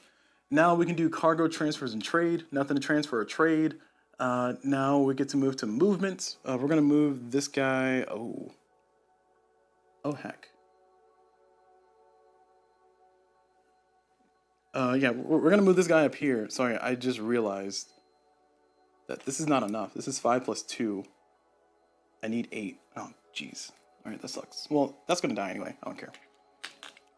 And it's a blue flame. My current CV movement is 3, but blue flame means that I can go up 1 technology level, so therefore it's going to be a 2. So that's actually great. So I'll be there in 2 rounds. All right, so that's all movement. I'm not going to move anybody else. I think everybody else is fine where they are. I'm going to keep exploring over here and doing stuff. Yeah, I'm happy with everything else. So now we're going to go to exploration. So we're going to start up here, and we're going to explore. And like I said, I'm kind of anticipating that this one's going to die. I don't know if it will, but we'll see. So this RE is sitting at 2. So 2 plus 3, 5 plus 1, 6. So I need a 6 or lower on my red die. And hope this one doesn't blow up. I rolled a 7, and it doesn't die, and no anomaly, but I don't succeed. So therefore nothing happens. That's disappointing. All right. Okay, well that was a bust. So now we're going over here. So this is a 1 plus 4, so 5, 6, 7. So I need a 7 or lower. I rolled a 9 and a 95, but anomaly, I rolled 100 on anomaly, so nothing's happening. So no events here either. Okay, so over here for Alpha Centauri, we have a CV that's trying to explore. It's a 5 plus 4 plus 2, so we will get 1 marker off the back. And if we roll a 1 or better on the red die, then we will get ourselves another one. So we got a 3, so we will successfully complete a survey here in a second. And I need a 1 or better on the red die. We do not get anomaly because it's 63. We do not get a second marker because we rolled a 4, and we rolled a 60 on the malfunction, so no malfunctions. 45 or lower means we take a hit. So we're all good. Nothing happens. We did get a marker, so we completed a survey. So that's going to reduce. We're going to find another planet. And just to clarify, I want to also clarify, just to make sure I'm keeping it in order for those who are watching, maybe you skipped ahead in the video or you just joined. The anomaly roll doesn't matter unless I beat the survey count. And the survey count, I did successfully win, mostly because the marker that I drew was a 3. And I got this marker because I currently have 5 plus 4, well, it was 4. So 5 plus 4 plus 2 was 11. So every multiple of 10, I get one of these. And then I have to roll to see if the remainder gives me a second one. So this gave me a successful survey because I needed 2 or better to get a successful survey. So that's why that happened. I just want to make sure I keep up with explaining. All right, so we're all done there. And I could use this to replace a no world, but you know what, it's fine. I'm just gonna keep going. Oh, you know what? Oh my gosh, I can't explore here. Ugh, that sucks. All right, I do not get that 3. I do not get that successful exploration. I do not get this planet that I just found. Instead, I need to fight this anomaly. Shoot, all that work. All that work. I felt good about that and everything. All right, well, I'm fighting that. I'm going to win because it's 5 versus 1. I get 3 IPs, and this is going to flip over. This anomaly says none, remove from game. So anomalies, sometimes when you finish them, they'll flip over and they'll kind of impact the sector permanently. And if they do and you get another anomaly, then you don't get an anomaly. Sorry, if there is an anomaly with an effect that stays, then and you explore again and get another anomaly, you just get one IP, you do not get another anomaly. But in this case, this one, nothing happens, so this is removed from game. So that means that there can be another anomaly here. Alright, well, I get 3 IPs, so I guess I should be happy about that. I'm not happy about it, but I guess I should be. It kind of sucks. I felt good about that roll, too. Somber music for somber moments, huh? Alright, so we're all done. We've activated everything that we could. So now we're going to be done with the round. So we're going to move over to our technology buying. And we're going to flash over to here. And let's see, we got a lot of IPs. So we could consider buying a title. And I think one of the titles I can just buy outright. I need 10 IPs though. Let's see, what is this one? This one says redraw combat anomaly or events with 10, resolve combat anomaly or events with 10 plus difficulty. So I can't get that one. I cannot get this one. Own 3 genetic manipulation cards, can't get that one. So I could get this one, Chancellor. This allows me to draw 1 influence at the start of each turn. And it just costs me 15 IP. Yeah, that's gonna take a while. All right, never mind, I lied, I'm not doing that. Screw that. Going back over to our technology side, you'll notice that I'm getting a lot of technologies here, but I wanna get that subtle done. So I need to spend 10 biology. I have 7 right here. So 7 plus 2. So it's going to be 9, and I'll add $1. So it's going to be 10. So 10 spent to get the settlement, interstellar settlement. I can now settle colonies with 80% or more, habitability. And I earn an IP for doing that one. So I'll put it at the bottom here to show I don't have it yet, but it's going to be mine here in a second.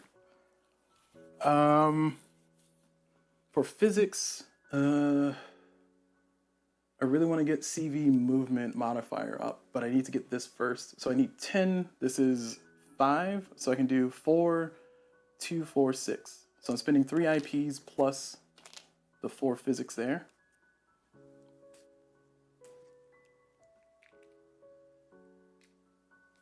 And that unlocks this one, so I will get an IP back.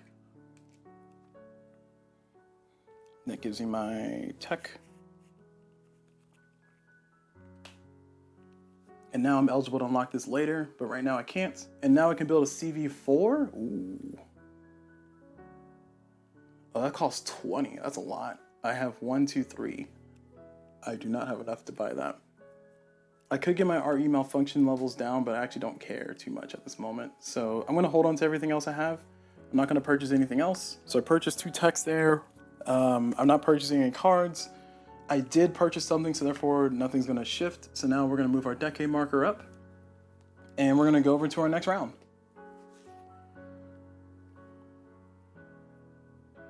So we're currently in the year 2130. All right. So, starting off, kind of sounding off on our board here. First thing we're going to do is we're going to do our economic phase. So we're going to draw a little chit, see what we get. We got draw trade goods. Oh, nice. Okay, draw trade goods. We're going to bring it down to our board. And for trade goods, we're going to look at our trade goods board. So we're going to draw 2 because we're currently in 2100. So we're drawing 2 of those. So I'm going to go to the trick-or-treat bag. And I also fear for this is going to happen, but it's fine. I'll live. And we got 2 trade goods. Now I can put these trade goods on any planet or any settlement that I have, or on Earth. And on Earth I can store up to 10. I can store up to 10 things here. So,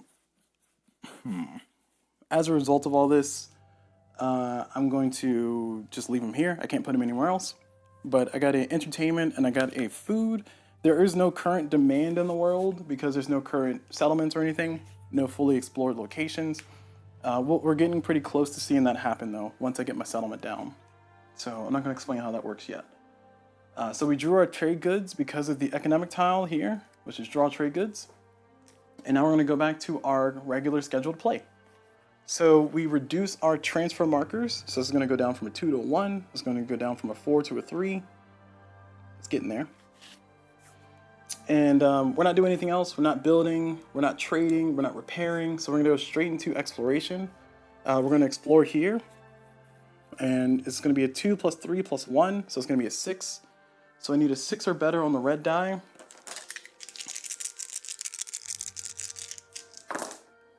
Nice, I got a 6. And I got no malfunctions, and I got no anomaly. So we got a 6. So we did succeed. And again, no anomaly stuff, no malfunctions, so we're all fine on those two. And I'm going to draw a bio. For the bio, we got ourselves a 3. So we do successfully survey. So we knock this down by 1. We get ourselves a planet. And we found that. And we're all done. Cool. Moving on to over here. Actually, I think I should have moved. I should probably move this guy over here. I mean, what's my RE movement? It's currently a 2. Huh. It'll cost me 4 to get him there? Yeah, no, I'm not doing that. All right. So this one's going to stay here, or it's already stayed there. So we're going to roll 1 plus 4. That's going to be 5 plus 2, 7. So I need a 7 or lower. So I rolled a 2, I rolled a 92 on malfunction, but we do have an anomaly on 18 if I succeed. So let's see if I succeed on the survey. We got physics is blue, so I need a 2 or better. And we drew a 1, so no successful survey. So the anomaly roll, even though it succeeded, it does not trigger because we did not successfully survey. So down to here, we got a 5 plus 4 plus 2, so that's going to be an 11. So we do get 1 automatically. And we got a 3, so we do successfully survey.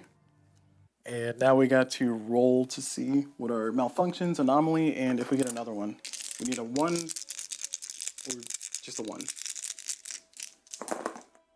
We did not roll a 1. We rolled a 38, so we do get a malfunction. We rolled a 2, so we do get an anomaly. And yeah, so we don't get that. We do take a damage. And then because we pulled a 3 earlier, we do get an anomaly because this is a 2. So therefore, we put my damage on my ship again. Man, this one just keeps getting hit. The hits keep coming. And let's see what this anomaly is all about. We got a survey, so we get to find a planet. We found an L.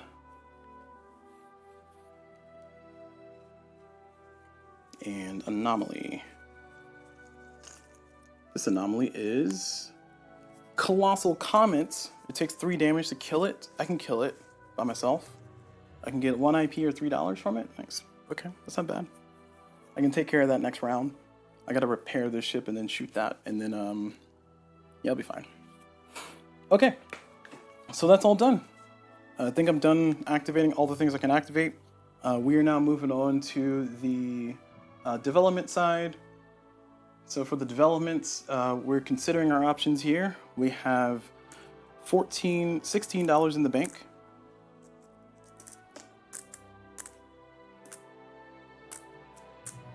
Yep, $16 in the bank. And then we got all these markers over here. So, I think what I want to do is I want to get my RE, or my CV movement up. So I need 15 for that. That's 15 physics. Ooh, that's going to be expensive. All right. So 2, 4, 6, 8, 10 plus $5. Ugh. All right, well, we'll do it. I don't like it, but we'll do it. So we spent all that IP, and we're going to get 1 IP back, and we spent $5 as well. And we get our marker for tech. Now, you'll notice on the board, you'll notice here 2 things. 1, I only have so many markers. And then 2, you'll notice that I eventually claim an entire column. So the game also comes with this other marker here for all players have the tech. And I want to use these to replace those so I can kind of keep track of the board. I know I was going to use the sheet, but honestly, this is not that bad. I mean, you can't read it. I'll just read out loud what it does, but no, not that one. Sorry, I like to use this for ones that are kind of locked off. So it's a prereq, and it's already there, and everything's there, so I get this one back, essentially. this one too.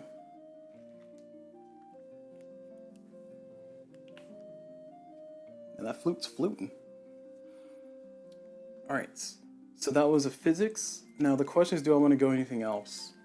I can get the biology, so I can have more, or I can actually terraform. It costs me 10. No, I'll say, I'll wait for it. And then engineering, I'm still broke on engineering. I need to get some ships out into the engineering spots. But for right now, we're gonna sit on what we have, and we're gonna be happy about it. So we're gonna increase our decade to 40, and then we're going to go back over here and do it all again. We're gonna pull our economic phase. Draw an event. I don't like that. So events are in the blue bag. Events are not great. You should like do this thing before the next event phase is drawn. It's like, ugh, gross. So here's our event tile. This one says pirate raids, lose 1 billion at the end of each turn until resolved. Now, whenever you get an event marker, the player who is the, I think the player who's the initiative holder has to put it in one of their spots. I think that's what it's supposed to be. You can check the rules on that. I play solo, so it doesn't matter. So I have to put this in one of my locations where I have stuff at. So because of that, I don't have anything that's going to be fighting. Actually, I can put it over here. I'll put it over here. So we can shoot that next round. I get 5 IP for that. So that event is going to spawn there. So what I'm saying is check the rule book to see how it's supposed to happen with other players. When playing solo, I got to put it somewhere where I have stuff. So pirate raids, I got to deal with that, but that's okay because the ship's going to be there to blow it up, and that'll be fine. So we're good. We thought ahead. All right. So now that we're done with that, that was our event. Now we're going to reduce our markers. So this is going down to a 2. This is going down to a 0. And now we do our other stuff. I'm not going to build. Let's see, 1, 2, 3. Yeah, I can't build, so I'm not going to build. I'm not going to transfer any cargo. I'm not going to move anybody anywhere else. Actually, I could move this guy. Oh no, I am going to repair that guy. So I'm spending $3 to repair this. Okay, because I need him to blow that up so we don't have to deal with it. All right, so it's all settled. We're all committed. So now we're going to go to our exploration. So first I'm going to use this to blow up that. So I have 5 attack. That's 5 there. So I do blow it up. And it's for reduce the difficulty on anomalies and events by 1. So I only needed 4 to take them out. So I do take them out. And I get 5 IP. And this, I think, goes back in the bag. I'm just going to put it out of the game. I don't know where it's supposed to go. I can check the rules later, I guess. I'm going to take 5 IP. And that's mine now. And now this ship is going to explore. We have a 2 + 2 + 1, so a 5 or lower. Oops. Nice. We rolled a 5 or lower. Oh, but we rolled a 27. Wait. Our CVs blow up. Our REs blow up at 26. Woo. That's close. That was close. But we do find another anomaly, which means we get an IP and nothing happens. So we get a bonus IP.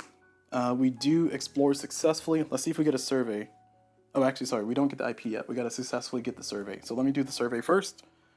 Where are we? Biology. Okay, so we do successfully survey, so we get the IP. Because an anomaly is already there, we do not spawn a second one. And that's done, so this location is activated.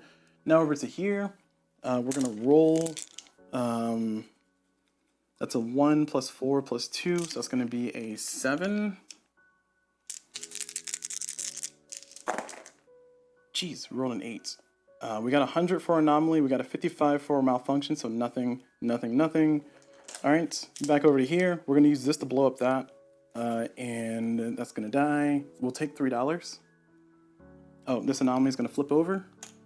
Hey, that was gonna stay there, nice. So we get $3. All right, and we're all done for the round, so that was pretty fast. Now we're gonna switch over to our technology tree. So our technology tree, let's see, what can we do? We have 10 on the bio, and it said we want to try to get one of these up. So we can try to get the terraforming one, or we can go ahead and get the settlement one, which will let us get our CV malfunction rate down further. So I think I want to do that because I'm starting to build more CVs. So 10 is what it costs. 10 go back into the bag. I get 1 IP for building it, and I get to put a marker on it. All right, so now we go over to the next one. I don't think I want to do physics. I have no physics markers, and I'm not doing engineering. I'm starting to stall a little bit on technology. I could just build outright. Let's see. I have 7 IP, so I could just build outright this for 10.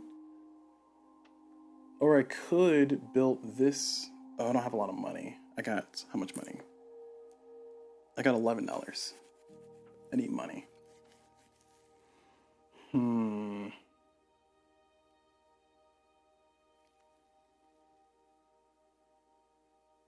Yeah, building, I want to build this, but I think I need to build this instead. So my CV movement is down, so I need 25. So I'm going to save up for that. For the engineering side, this is 10. It's going to reduce my RE malfunction down to 22%. And this one is 20, which lets me build CV2s. I'm going to save up for that too. So now one of the things you'll notice is that I'm starting to stall a little bit on my technology tree. And you'll also notice where my ships are. So my ship is here on the physics. My ship is here on a biology. My ship is here on a biology. So essentially, I'm starting to stall on engineering and physics because I only got 1 ship here on a physics, and it's a pretty low researching ship. And then on engineering, I have nothing on engineering. So it's either something blows up or I just get lucky with some other stuff going on. So it's making it harder to diversify. So that's where I had to start flying my ships around to try to do more stuff. But for right now, I'm really focused on building this base out over here. And I'm also focused on, well, I should be focused. I'm going to start focusing now on building this out. So knowing that information, my RE movement is currently at 2. I think what I'm going to do, I'm glad I talked myself through that, is I'm going to unlock this, so that way next round I can unlock that.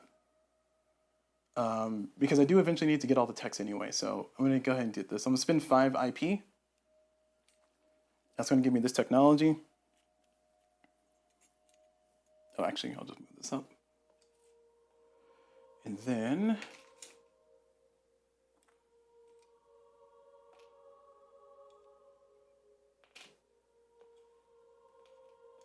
get the markers back. I hate that these flip over so easily. All right, there we go. All right, so that's all settled and done. We get another IP from that one. And we are done for the round. So let's move our decade marker up. And let's see what our next stuff is. From the bag, there's only 2 tiles left in here. Base production, I have no bases, so no production for me. I don't have any bases yet. So I don't get any production. Oops. So next up is going to be reduce markers. So only got 1 marker to reduce, which is this one. And then I'm going to do build and repair. Nothing to repair or build for the moment. We can do movement. I'm going to go ahead and move this RE over here. It's going to take it a long time to get over there, but I'll do it. Actually, I need 15. That sucks. What's my CV movement? 2. Yeah, I'm going to move it over here. So we're going to do 1, 2. So it's currently a times 2, so 4. So I'm taking 4 rounds. I should have did that earlier. So it's going to take 4 rounds to get there. Actually, you know what? No, I take it back. I could just blow it up. Hold on. Because I said I wasn't going to build anything, but I can change my mind. I can build CV3s. I have a CV3 that's currently dead, or currently not built. All right. We're going to explode this one. So we're going to blow it up, because we can let it destruct at any time. And we're going to collect ourselves a lessons learned. So we got a 2. And then I'm going to spend the money to build one of these CVs. And I'm building, I can build this one. CV3, I can build CV3s, yeah. So this one costs 9. Oh, that's all my money. Jesus. 5, 6, 7, 8, 9. All right, well. It's nice knowing you, money. So that's 9. And I'm going to pick up these 2 trade goods. Actually, I'll just pick up 1. I'll pick up entertainment. Just to hold on to them. Why not? I got $2 left. And I can turn influence points into money, but I'm not gonna. Now that's done, I'm gonna move this guy over here. So I basically went back to the build and repair, and then I cargo transfer. I did a cargo transfer, and now I'm doing movement. So my CVs move at 3, so it's gonna cost me 3. So it's a little bit better, and he'll help me do the thing that I need to do anyway. Okay, so we're all done with that. Now we go into exploration. So exploration, we are going to explore with this and explore with that. So we're going to explore both. We're going to start with our CV. CV is 5 plus 2 plus 1, so it's going to be 8. So we need an 8 or better, or 8 or lower. Ah, we rolled a 9. Shoot. All right. Well, we rolled a 60, and then we rolled an 89 and a 9, so our CV didn't do anything. Now we're going to go to the RE. It's a 2 plus 2 plus 1, so a 5 or lower. 6? Oh, come on. And, oh man, and it explodes. Oof, that's not good. So it explodes. The anomaly roll doesn't matter, but it's going to die. So our RE sadly dies. Thankfully, I have enough firepower heading over there, but that's not great. So we get ourselves a lessons learned. And we get ourselves a 4. Okay. Moving down here, our last place with stuff to do. We are going to... I could try to science. What does science do? Survey? It's a survey? What is that? So, excuse me. So this ship has the little marker there. Has like the little stethoscope, microscope, whatever you call it. Has a little microscope on it. Yeah, it's a microscope. It has a little microscope on it. It's hard to see there on the camera, but it does. Trust me. So I can try to do a research thing. And a research ships, they must be in a system where I do not have a base. I currently do not have a base here, currently. And that allows me to do a research, which is... if you would... Oh, jeez. Sorry, I'm going to read my sheet instead of reading on the screen there. So for research, I add half my ship's exploration value and earned marker if you roll world tech population value or less. That is a very confusing sentence. What did it say to me? Hold on. So research adds half the ship's exploration value. So half my ship's exploration value, I'm assuming rounded down. So 2.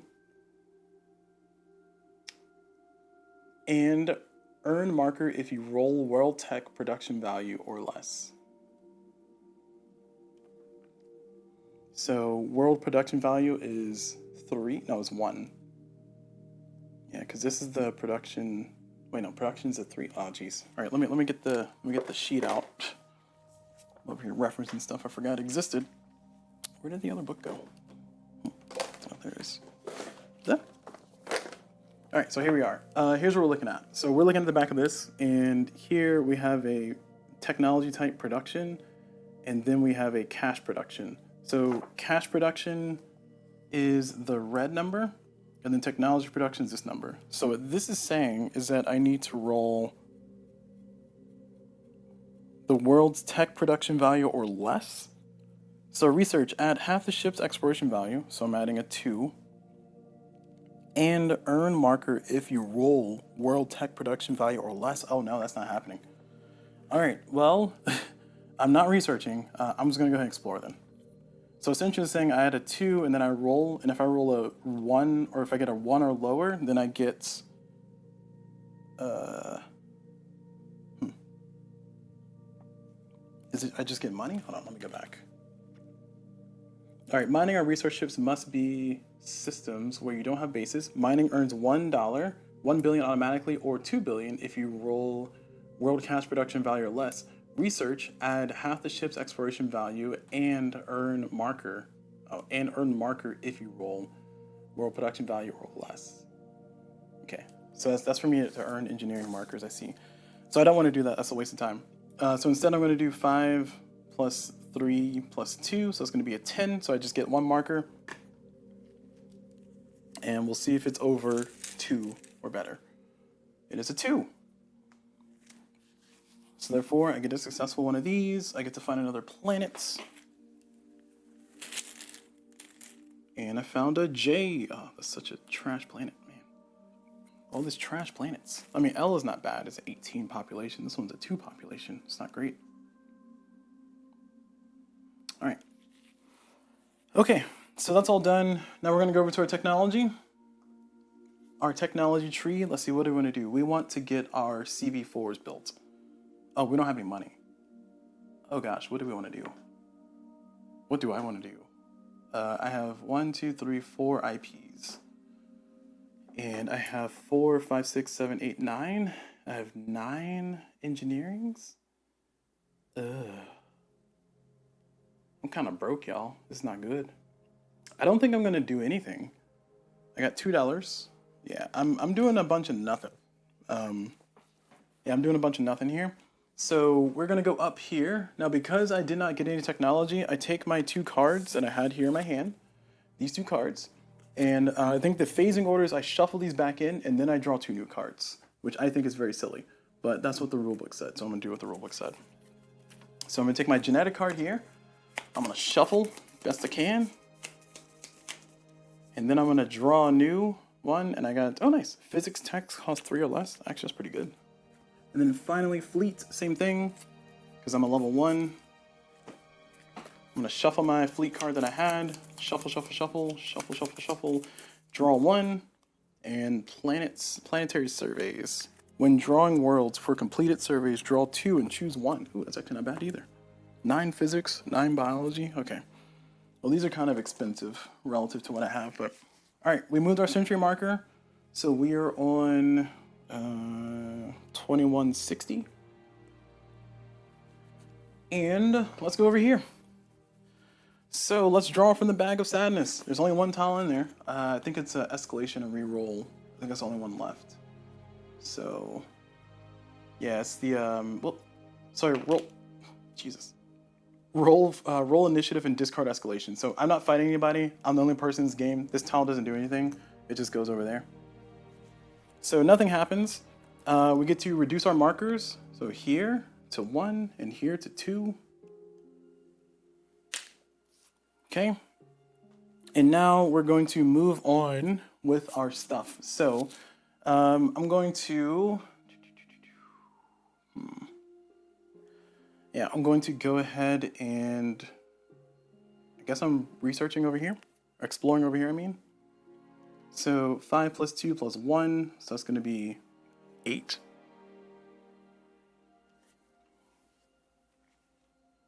So I need an 8 or better.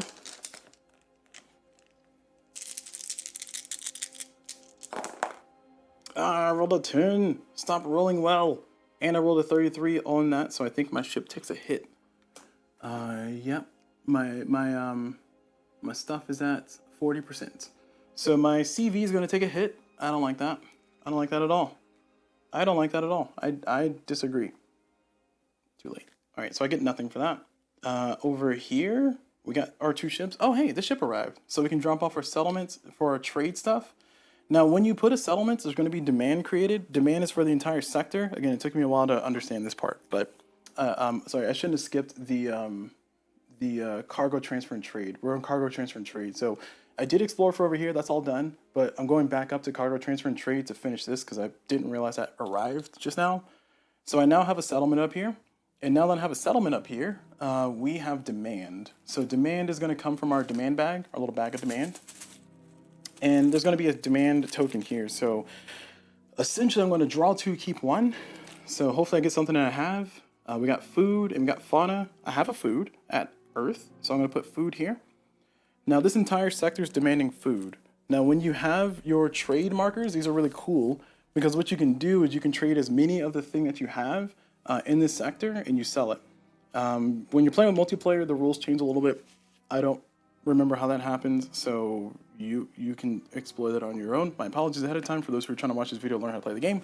But I think the way it works is essentially you have to pay $1 to the plant, to the other settlements that are there, like $1 per trade you do. Again, check the rules. But we'll be able to do some trading here soon because we now have a demand marker because I have a settlement there. And it doesn't matter if it's my own planet, but we're starting to colonize space. Ooh, I hated that sentence. Okay, so Now that we're done with that, we are going to try to figure out stuff. So I'm actually going to send this ship back home. Let's see, because we do cargo transfer and trade first, and then we do movement. I'm going to send this ship back home. So its movement is a blue flame, so it's moving at 2, so it's going to take 2. And the reason why is because I want to pick up this food that I have on Earth, and I want to sell it over here so I can get a trade. It gives me IP and all that kind of fun stuff. Money. I need money, so I'll take money. So that ship is going to fly. Oh, it has no cargo space. Gosh darn it. All right. Okay, not that ship. This ship is going to fly back. Actually, no, yeah, this ship's going to fly back. Fine. So this ship is flying back, is going to be a 3. I'm sad about that. My blue flame ship has no cargo space. Disappointing. Disappointing. Okay, do I need biology that much? No, I actually need to move this guy somewhere else. I need to move to engineering. So currently my range is going to be equal to soul, and then my technology tree. So let me update my smaller technology board so I can walk us through this. Because I'm trying to figure out where I can send my ships. Again, I'm stepping back into the cargo transfer and trade. I'm now back on step 6 to movement. Let me update my technologies here because I think I got all the level 1s. So my CV cargo.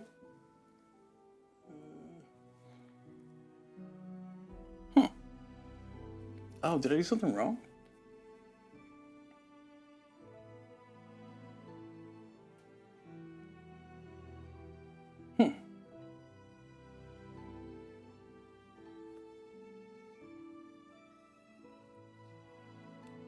So I'm looking at the sheet here. My CV cargo, it says 0, and then it says add 1. I think that's for a later technology. That has to be a later technology. That's so confusing. Yeah, that's a later technology. Okay, never mind. All right. Well, that was confusing me for a second. Okay. So my CV. Let me get this marked off over here. So my main habitability is at. I got that one. And then I got the next one. Sorry, let me bring your screen down here so we can join together. Get that out of the way. I'm just transferring my technology that I have onto this little board here so I can explain a little bit better what I'm finna do.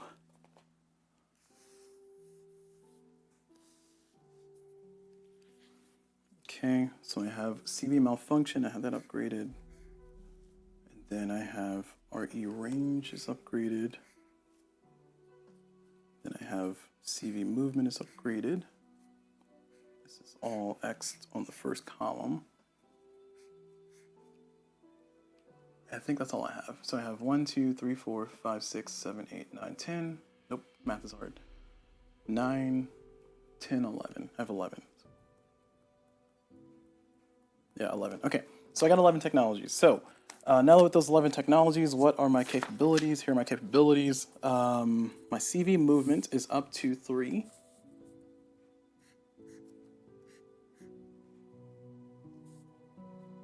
So I'm up to this.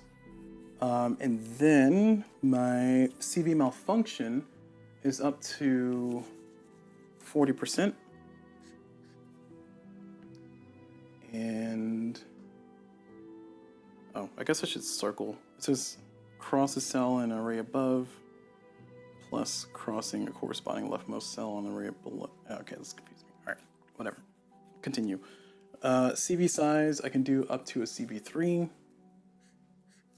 Sorry, I'll just circle saying here's where I am, just so it's a little bit less confusing for those on camera. RE movement. My RE movement is unlimited. Oh, my range, I mean, RE range is unlimited. Yeah, max that out. CV movement is times 3. RE movement is times 2. RE malfunction is still sitting at 26. Minimum habitability is currently at 80. Oh, it's at 60. Oh, heck yeah. Good job. Fleet improvement, I have none. So I'm at none still. And my CV range is at 1. This is the thing I was trying to point out earlier. So my CV range is 1. What the CV range means is that I can only send my ships out as far as one away from somewhere that can support them. Now support is considered, oh, okay. Support is considered any location that I can build the ship. Now I'm allowed to build a ship of CV size 2 or lower here at this base. And I think it's just a flat 1-to-1. So I can build a CV of 2 or lower at this spot. So that means that this can support a CV of 2. That's important because that means that this ship of CV2 can consider this as a starting point. So I can go 1 away from it because my CV range right now is currently 1. So that is really important because I need engineering. So I can send this CV over to here is what I'm ultimately trying to point out. And I want to do that. So I'm sending this CV out here because I need to start getting engineering so I can start upgrading and get bigger CVs. And hopefully I get some Earth-based production here, or maybe my trade pops off and I get some good stuff going. But all in all, I'm sending this CV from over here to over there. It is a blue flame, so it's going to move at speed 2. And therefore I can start exploring that and maybe get myself some extra engineering. Maybe get some anomalies. I don't know. We'll see. We'll see. So this is way out there now. Cool. Glad I explained all those things for y'all. Going back into the game though. Alright, so we've established that I went back and I didn't retcon, but I just went back and did cargo transfer and trade and movement. Now we're back on exploration. This has already happened up here. There's nothing else to happen. Oh man, I'm actually down a ship. I just realized that. I only got $2. I'm broke. Well, nothing really happened in here. Nothing to see here, folks. We're gonna go over to our board of technology. Can we upgrade a thing? Let's see. I don't think I can upgrade Jack Squat. I got 4, 5, 6, 7, 8, 9, 10, 11, 12, 13, 14, 15, 16, 17. Yeah, I am poor. All right. Well, I'm not doing any technology, which means, oh, actually, hold on. I forgot I had these cards. So I can get this this skilled physician tech, and it's gonna cost 9 bio. I don't have 9 bio. Oh man. 2, 4, 6, 8. I could have 9 bio. My physics techs cost 3 less. I actually need my engineering techs to cost less. Yeah, you know what? I'm not buying anything. I'm holding to my resources. We're cutting it there. So I'm gonna shuffle these back into the thing because I'm not buying any techs, and then we're gonna get a new card for each one. Kind of sucks because I kind of wanted one of those.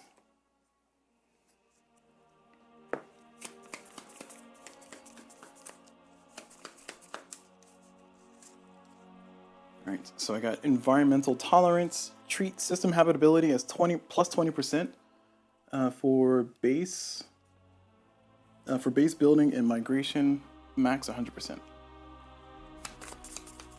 Okay.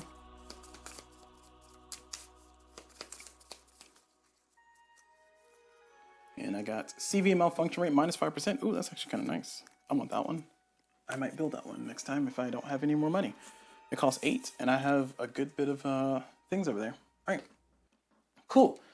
So I'm glad we get to tell this story. Oh, sorry. We boost our decade marker up to 70, and that's going to be our first reshuffle of all of the economic markers. There's only 7 of them, so these are all going to go back in the bag of sadness.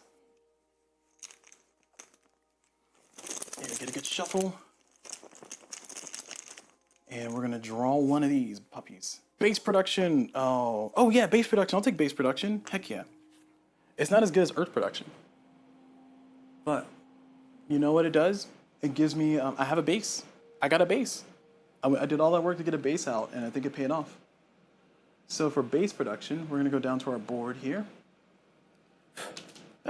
Sorry. Oh no. That's a 4. Okay. So for base production, we're going to go down here, which is base production, and we currently have a settlement of size 2.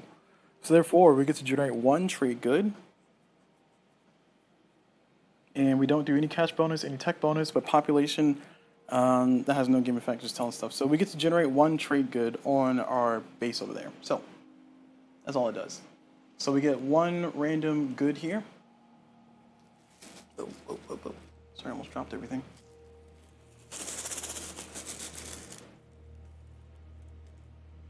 And we got ourselves ore. Nice. can't trade it anywhere, but we got an ore over there. Okay. So that's cool. I'm happy for you. All right. So we got a damage on our ship over there. I don't like that. Yeah. I should stop exploring over there. Okay. So now we're done with that. We're going to do our reduction of transfer markers. So everything's going to reduce by 1. So reduce by 1, reduce by 1, reduce by 1. And I don't think we're doing much this round, so we might as well just skip. I really don't want to risk losing the ability to actually do anything with this ship. This is a CV3, so if it takes 1 more damage, it can't do anything until it repairs. It seems to be, I don't think it can attack or research. So therefore, yeah, we're just going to hang out. We're not going to do anything. We're going to wait till next round so we can do stuff. So not doing anything, can't do anything, can't do anything. I have 1, 2, 3, 4 ships. I only have $2. I don't have enough money to do anything special. So we're done. Nothing happened in this round. Very uneventful, I know. Now we're going to go over here to our technology. I am going to try to build my fleet's technology. So resilient cruise, CV malfunction rate minus 5%. I'm doing that. So I'm building this card. When I build a card, it's going to be added to my tableau, and every other technology of the same level and type that I build is going to be plus $5. So right now, actually, I'm just going to keep it over here. Yeah, put it over here with the board. So building resilient cruise, and that's going to cost me 8. So I have 4, 5, 6, 7, 8. So therefore, 8 is spent. And I don't think I get any CVs for building that. So I get no CVs, but it's going to be worth 1 victory point at the end of the game, so that's cool. And now my CV, my resilient cruise is a minus 5%. So I got to remember to add that back in, but my malfunction rate is now at 35% already. So that's pretty cool. All right, and I did build a technology, so therefore I don't have to lose my cards and shuffle. Oh, I do have to redraw because I built one of these fleet cards. I draw another one to refill my hand back up to 2, and this one's another resilient cruise. Nice. So I can do it again. All right, so we're done. Move this up, and also I want to clarify. I don't think the rulebook clarifies if you need to draw back up to 2. I just want to be very specific. I assume you draw back up to 2, so please check the rulebook, please consult the forums. I don't think I ever went to clarify it. I just figured it wasn't that big of a deal. It's kind of hard to get cards and pay for things anyway, so I just figured it wasn't that big of a deal. So if you want to check and make sure you're absolutely correct, please check the rules, please check the forums to see if you actually do refill your hand back up to 2 techs total. I just want to clarify that for the world. All right, so the decade marker moved up, and we're going to go back to our main play area. We're going to see what our board is saying. We're going to draw our economic stuff. What are we? We're on 8, 2180. Terraforming and add worlds. Ugh, I need base production. Where's my base production? Not base production. I mean, Earth production. All right, terraforming and add worlds. So we can terraform. Oh, we do not have terraforming tech, so we're not allowed to terraform. So we just add worlds. So we're going to take our bag, and then we're going to take one of each of these puppies. So an M, an L, an O, and an H. Throw them in the bag. Put the planets in the bag, little bro. Okay, those are all shuffled. All right, so that's all done. Now we move on to the reduced markers. So he is now here. That's 1 away. He is now here, or they are now here. Don't want to judge, don't want to assume genders. That's all done. So now we get to do our cargo transfer and trade. So we're not transferring or trading anything. We're not going to be building anything. We're not repairing anything. We don't have enough money to repair universally. So we're movements. We're not moving anybody else. Exploration, we're going to go ahead and do that here. So this is a 4, and this is a 4, so that's 8. We only need a 7 to take that. Actually, I lied. We need an 8 to take it out. So we do successfully take it out, though. And remember, this is technically a 9 because it's +1 per player. So therefore, we complete our first directive. This directive says resolve science anomaly on 9+ difficulty. So it's technically a 9 because it's an 8+1 for the number of players. I don't know if the rules for solo say you don't add the +1, but the rule book says over there for anomalies, Yeah, for events with challenges.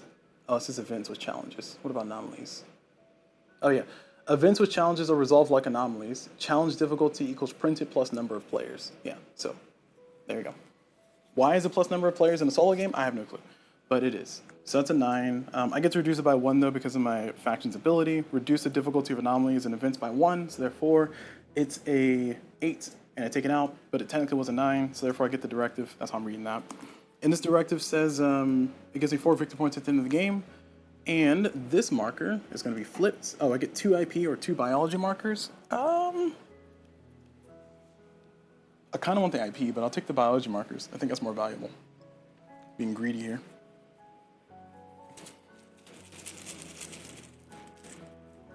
So 2 biology markers. A 3 and a 3. Nice. And we get to flip this.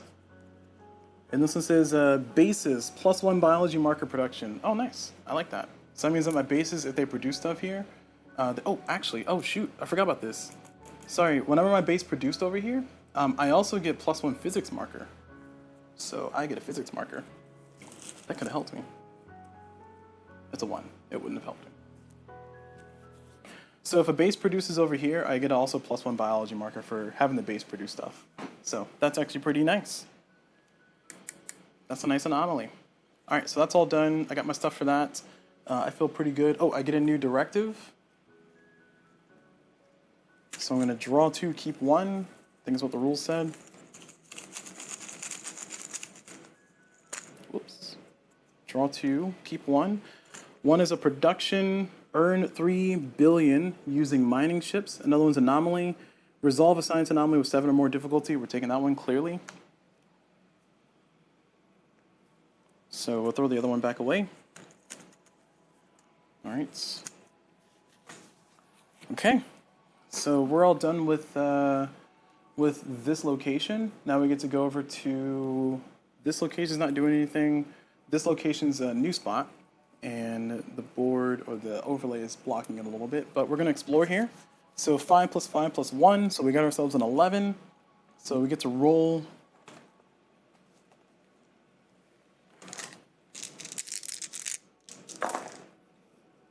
We do not get a second. We do get an anomaly if we get our roll good. We got a 42. Our current malfunction is 40 minus 5, so 35%. So therefore, we're good on the malfunction, but we do get ourselves an anomaly. Oh, sorry. We get ourselves an anomaly if we draw a 2 or higher on our engineer marker. We drew a 2. So therefore we get an anomaly. So where's my anomaly bag? Oops. Dice flying everywhere. It's my anomaly bag. And this anomaly will go here. Oh, geez.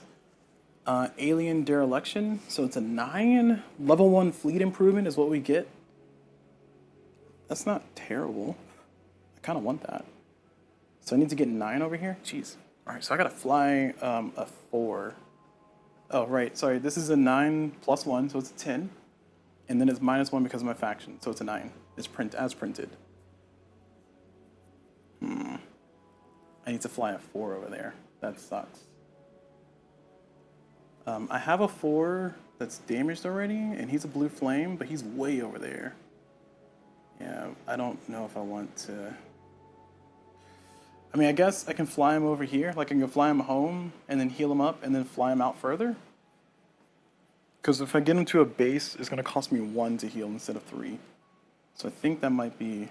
Or I can just fly him from here to there, heal him up here, and then fly out there. I don't know. I don't know, guys. This is a lot. It's a lot going on. All right, we're done. So we're done with everything. We got an anomaly. We can't build bases there, but we can do... everything else, so I'm fine with that. We did get a successful explore though, so we're going to flip this over to a 4, and then we're going to draw a planet. It's an 8. Alright, so now we go over to our board of techs. So our board of technology, let's see, we have 3, 6, 8. We have 8 bio.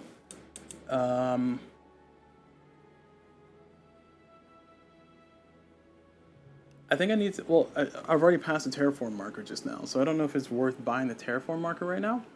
It'll let me get level 2 technology cards, level 2 genetic cards, but I really want to get CV malfunctions down, and I get +1 for CV exploration, so I need 15.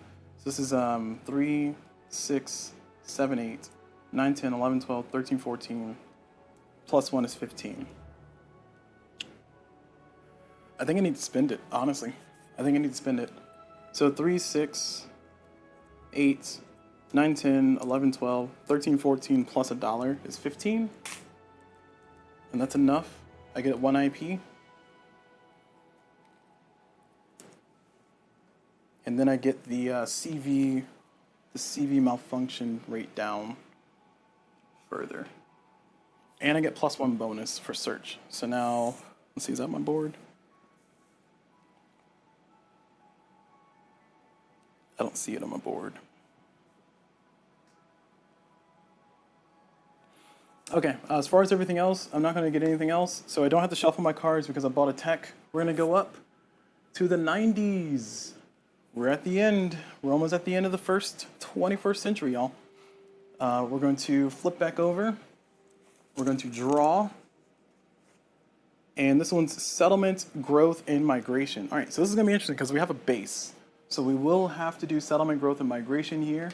So if we bring up our sheet here, settlement, growth, and migration, what it's telling us to do is it's telling us that we need bases under 10, add 1, and then others add 1 for each full 10 and roll for faction.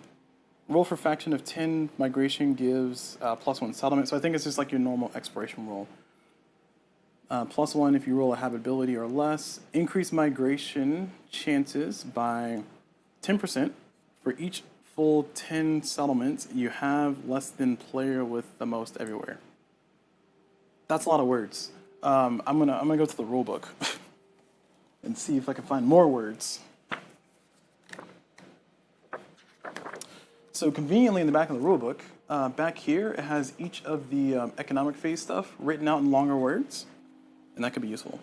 All right, so before growth, players can decide to blockade. I'm not blockading. For non-blockade bases, roll percentiles, and if the base has more than 10 settlements, also roll a 10-sided die at the same time, so 3 dice. So I need to roll a percentile, so let me roll a percentile. So I do not have a 10, this is a 2, a base size 2. And my percentile is 100%. Oof, that's a lot. Nice, 100%. Would have been 0 otherwise, or 1. All right, so I rolled 100%. All right, and it says for growth, if the base has 10 or fewer settlements on it, add 1 to the base. So I go from a 2 to a 3.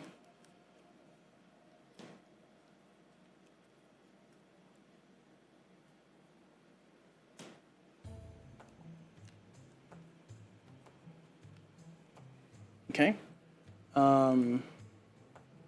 Otherwise, for each full 10 settlements, add 1, so we don't have to do that part. For any remaining fraction, do the extra die roll. We talked about that. Apply any additional growth from cards and anomalies. None. After regular growth and migration, blockades still apply. Okay. For migration, add 1 settlement if the percentile roll is equal to or less than the system's habitability. So system's habitability here is 90, so I rolled 100, so therefore my roll was not less than, so I don't get to migrate. For each full 10 settlements at all bases, you have less than the player with the most at the start of this phase. Increase your migration chances by 10%. I don't think I get any pluses for that, so that kind of sucks.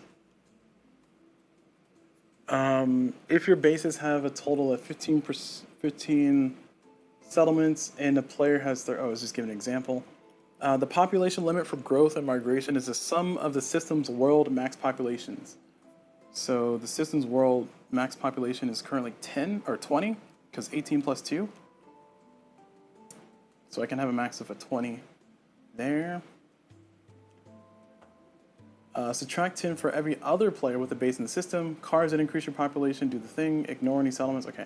All right, so that's all done. All right, so I just get +1. Nothing special happens because my roll was too high. Okay.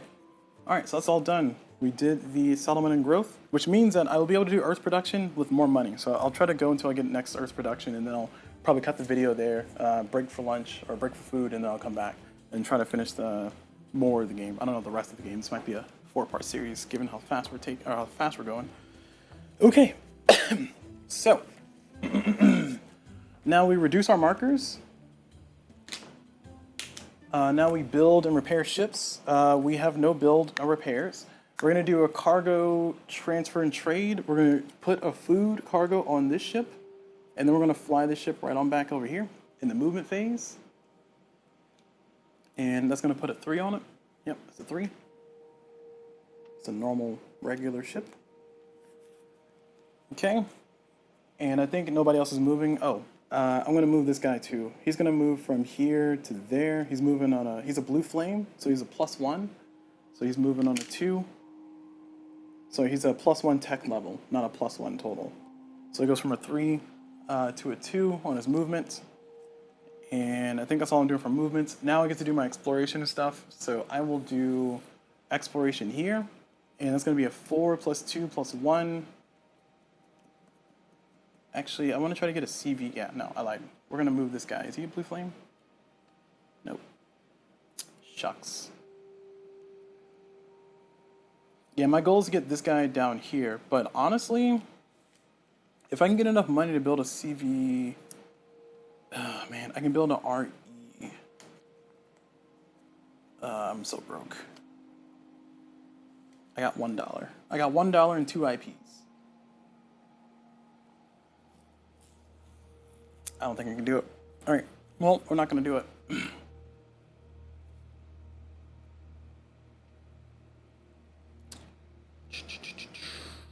All right. Yeah, we're going to keep doing what we're doing. So 4 + 2 + 1. So it's going to be a 7. So I need to roll a 7 or lower.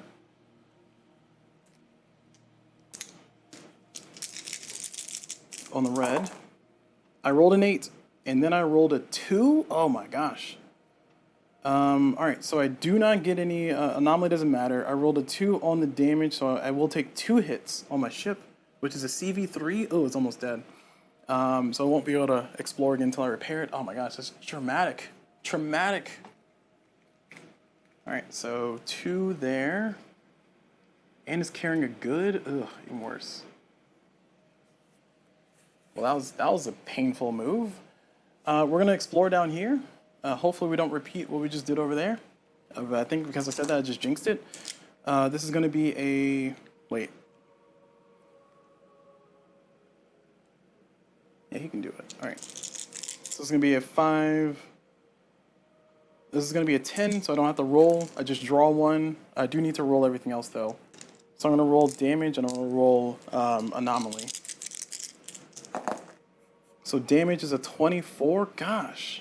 And anomaly is going to be a 42, so no anomalies. I do take a damage.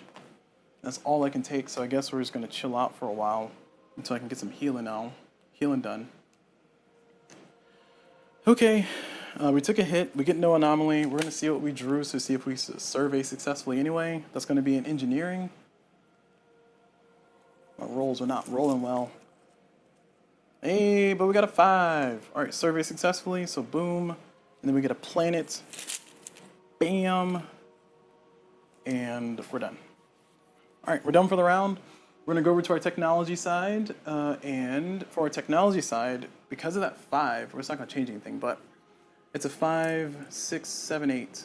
So we have 8 in the engineering. And we could try to get resilient crews again. It's going to cost us 13. And I don't think we have nearly enough values. Let's see. Oh, no, we do. We have just barely enough money to do that.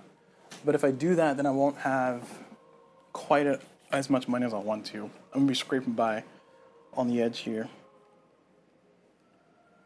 You know what? Screw it. I'll do it. So we're going to do 5, 6, 7, 8, 9, 10, 11, 12. Oh, it's not going to give me an IP, is it? Oh, no, I can't do that. I can't do that. Shoot. I need $1 so I can repair that ship.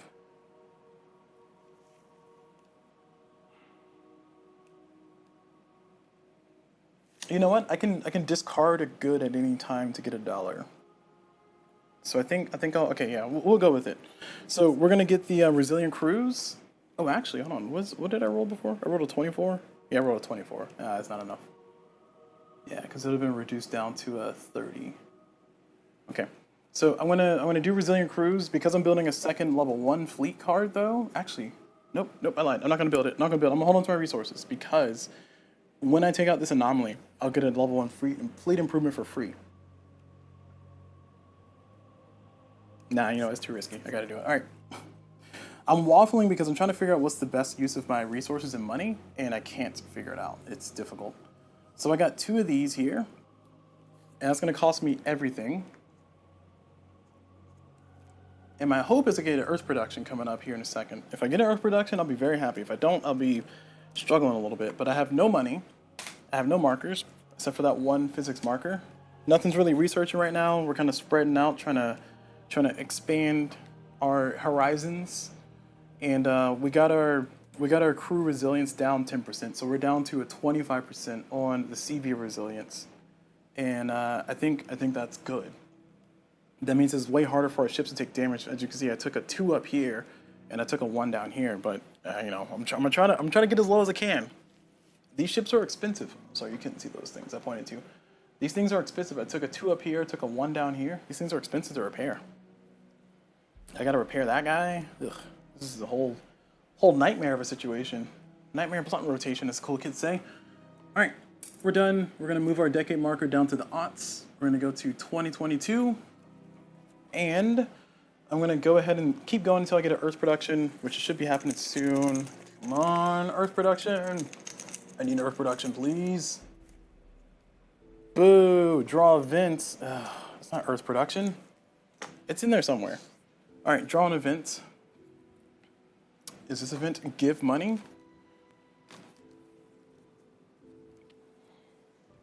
All right, so we're going to draw an event. The event is AI sentient emergence. If not resolved by next event, all REs within 4 range gain malfunction. Gain engineering markers for lost. So it's either 7 science or 9 attack, and I get 6 IPs for it. It's not bad.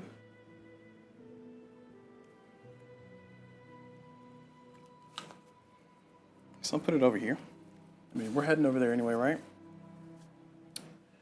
No need to panic. I say as I panic. Okay. Well, oh, I get my technology card. Sorry, I built a fleet, so I get a new fleet card. CVs cost $2 less, 2 billion less. Nice. Okay, that is that. So that was our event phase. Now we reduce these markers by 1. Reduce these markers by 1, so this goes down to a 2. This goes down to a 1. Okay. Again, I have no money. I have no other resources. I'm going to try to hold on to what I got. I don't think I can afford to explore again here because I don't want to take another hit. I could afford to explore. Oh, no, I can't because this guy is damaged. I think, let me check the rules. I think when a ship is half their health or less, they can't explore anymore.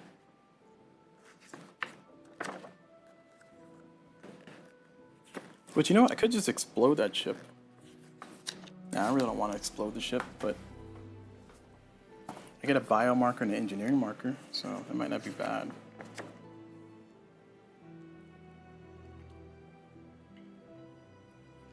CVs can be damaged due to combat exploration. Each point of damage reduces exploration values by that. CVs can't be included on an attack side in combat or perform exploration actions if they have damage equal to or exceeding half their size. Yep. CVs are destroyed by damage equal to the size. Also destroy any cargo. If you lose a CV from damage, draw 1 biology tech marker plus engineering tech markers equal to half the ship's size, or 1/4 the ship's size. Yeah. That's not good. It's not good at all. All right, well, I got a ship that's damaged out there. So the question is, do I want to move? I think there's no need for me to just chill out there. So I'm gonna have the ship move. I mean, they have a trade good. Yeah, I'm gonna have them move back home. And we're moving at 3 still, so it's going to take him a long while to catch up. And that's it. I can't really do anything else. I really don't want to do anything with this one until I get this taken care of. Because I don't want to risk like taking a hit. I mean, we're at 4, 7, 8. No, that's not how you do math. 4, yeah, no, that's right. 4, 7, 8. I could do a research. Might as well. Yeah, I can research. He's only taking 1 hit. Oh no, he's at half damage. Boo! Alright, fine. He's flying back home then. Jeez, this game give me the... This game got hands. Alright, all my ships are in transit, so nothing's happening. I'm not buying any technologies, so we're going to go ahead and shuffle these back into the deck and draw 2 new ones. So this is our genetic, and this is our fleets. So shuffle.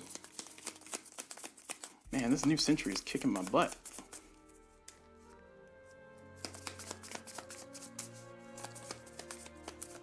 Alright, let's see. New cards. Give me something good. Treat AHL worlds as having +1 population. And RE exploration bonus is +1. Okay. Oh man, my REs have a +1. Oh my gosh. Shoot. That means that this is a 4, 7, 8. This is a 9. Oh, okay. All right. Man, I got it. It's hard to remember sometimes because it's like scattered across the board where your technologies are upgrading at. But at any rate, I've already shuffled. It's too late. We're on to 2110 or 2210. And let's see if I get my Earth production because I need it. Lord knows I need it. Earth production. Woo! Alright, heart attacks. Okay, Earth production means that I get more stuff than before, and I'm happy about that. So Earth production, we have $27. Still, I mean, it might not sound like a lot, but it is. So 27, especially when you have nothing. So $27. Alright, I got my $27, and then I get 1, 2, and 2. So 1 bio, it's a 4, and then 2 of the physics,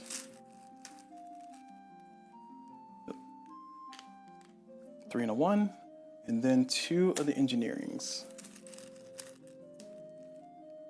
It's a 5 and a 1. All right, I'll take it.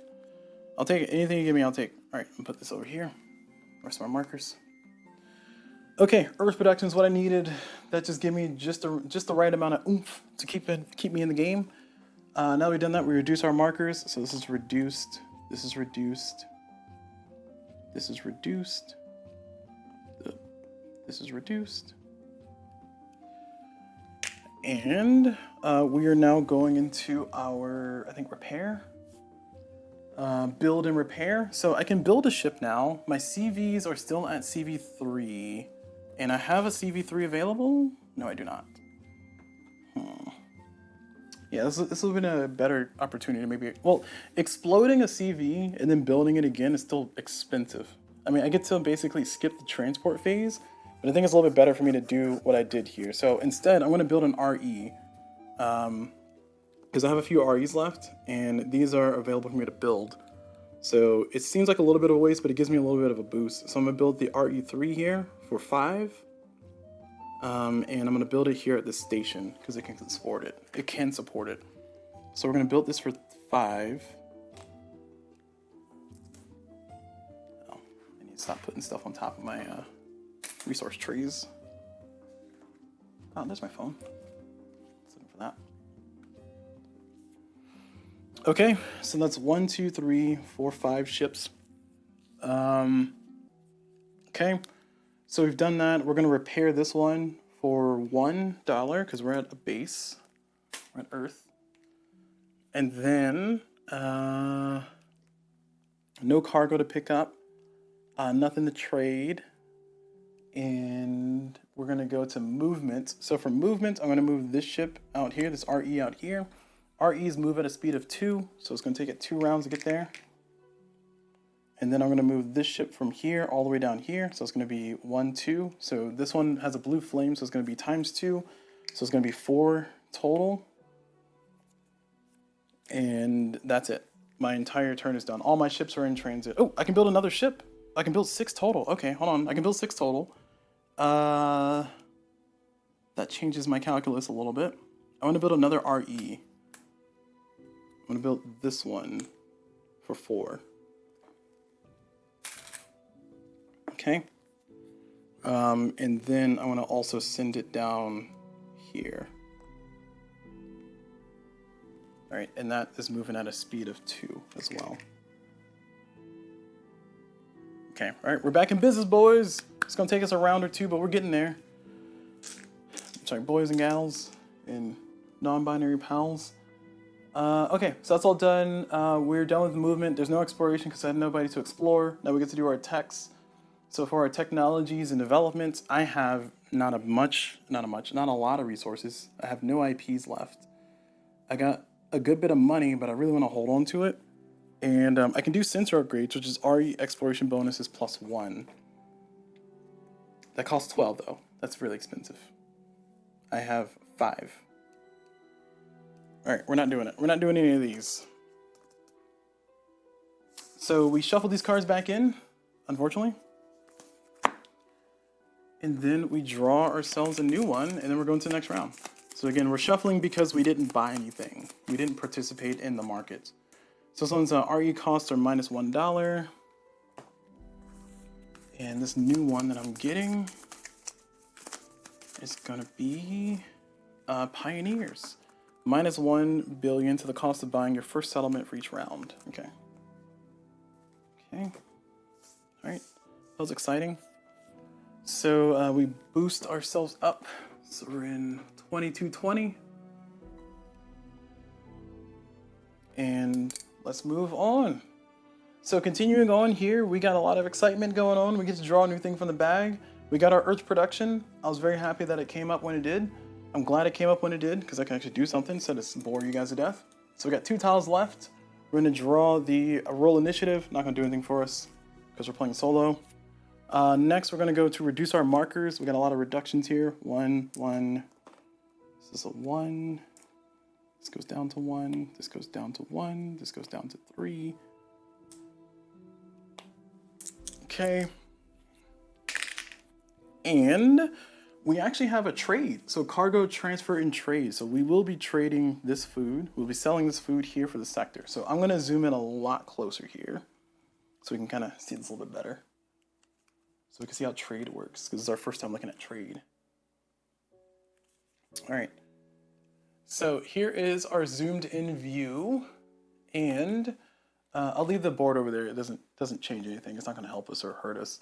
So what we have is we have our good. We're going to be selling this good to this location. We can sell as many as we want to, and we can do this multiple times. We can do multiple trades. So for instance, if another demand marker shows up in this ore, then I can sell this from here to there. So you'll see what I mean in a second. But this sector demands food. Now for this good is an ML. So that just shows, I think, where it's built, usually. But on the back of it, it's going to be worth $2. And it's going to be +1 per sector that is away from Seoul. So right now, base price is worth $3 because Seoul's right there, right next to it. This is worth $3.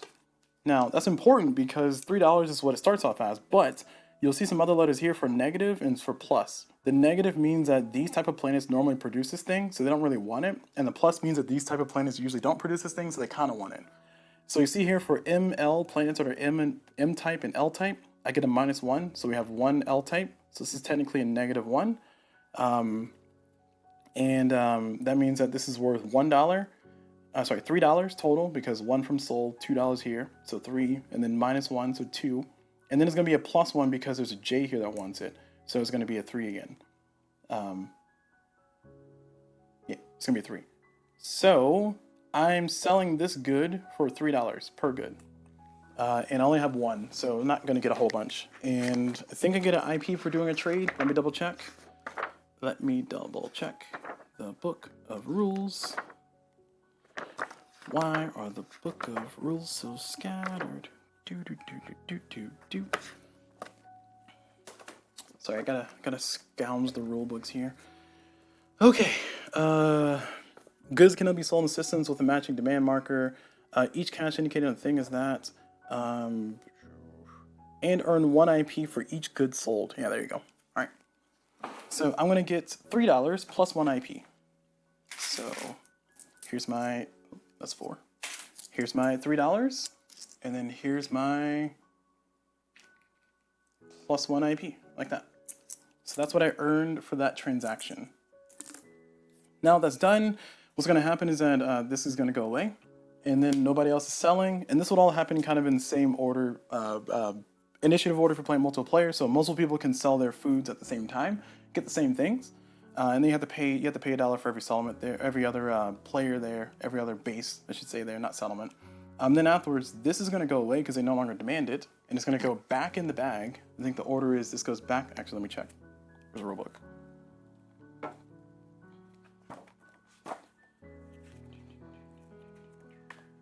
Oop, too far. All right. So the demand marker is after selling, return the demand marker to the pool and replace it. Draw 2, pick 1. There's no transaction limit. Yeah. Okay. So we're going to return this food that we just got.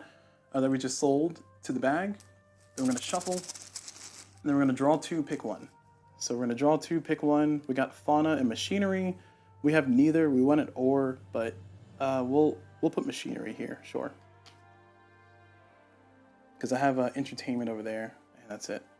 All right, and that's how trade works. And we could trade again if we had the right good. We don't. We have an ore. So that's it. Now what I'm going to do is I can take this good from here and put it on my ship. My tweezers will pick it up. Oh my gosh, my tweezers are having a time. All right, I'm determined now. There we go. Hell yeah. All right, was that necessary? No. Was it fun? Probably not. Did I do it? Yes. Okay, so that's all done. I transfer that good from here to there because I just want to pick it up. And I can transport it somewhere else and sell it whenever a sector has a thing. Another way you get a demand marker in a sector, which is what I've been trying to work on, is if you get all of the exploration in a location, and there's 0 now you found inhabitants start demanding goods, they start joining the trade economy. So whenever the exploration marker is fully gone, then you'll get a demand in the location as well. And there's only 1 demand per location, so even if this was fully explored and there's settlements here, you'll still only have 1 demand marker, not multiple. Okay, all right, cool. Hopefully that helped with explanations. If you're watching this video and you just jump to that section just so you can see the trade explanation, hopefully that was helpful. And if you have a refutation with the rules, please let me know in the comments, and page quotes will be useful so I can make sure I correct myself in the future, but I'm going to keep playing with that understanding and move on. Okay. So we got $3, we got an IP, we did our trade, we're no longer doing trade things, now we can move. And I think we're going to, we want to repair this guy for $1. Okay, and now we're gonna move out. So I'm gonna fly these 2 guys somewhere. I need more engineering because I want to build bigger ships. So I think I want to send everybody to here. You can't see that. I think I want to send everybody to here. Because that, I mean, I can do a whole bunch of stuff. I mean, they're going to get there in 2 rounds. Well, he's going to get here in 2 rounds. He's going to get here in 3 rounds. So maybe not him.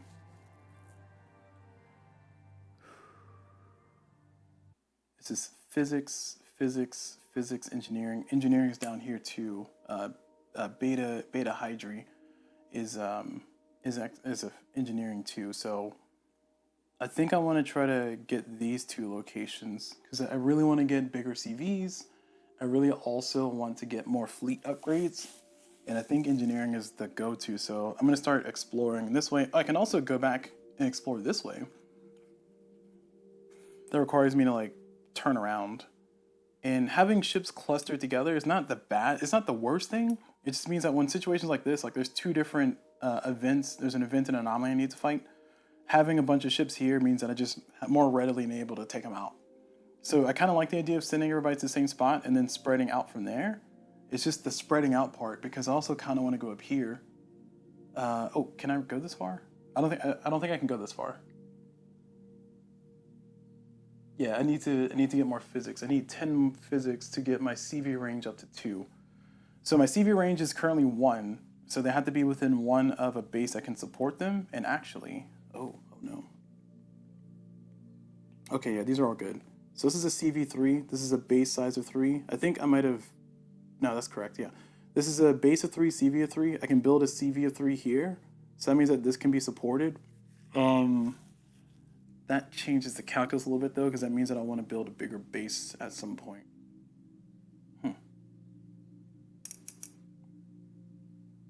Okay. Well... because I want to get up here. So I have the ability to get the tech to let me move my CVs further. It's going to cost 10 physics. I have 5 physics and some money and 2 IP. So I can afford it. I just don't want to pay for it. All right, screw it. We're sending everybody to the same spot. All right, so we're sending these guys. They're going to go flying over here. This is a normal ship that has no blue flame, so therefore it's going to cost them 3. It's going to take them 3, I mean. Not cost them, but take them 3. This one is going to fly, has a blue flame, so it's going to take them 2. We're just getting crowded over here. And that's it. All right, so no exploration for me.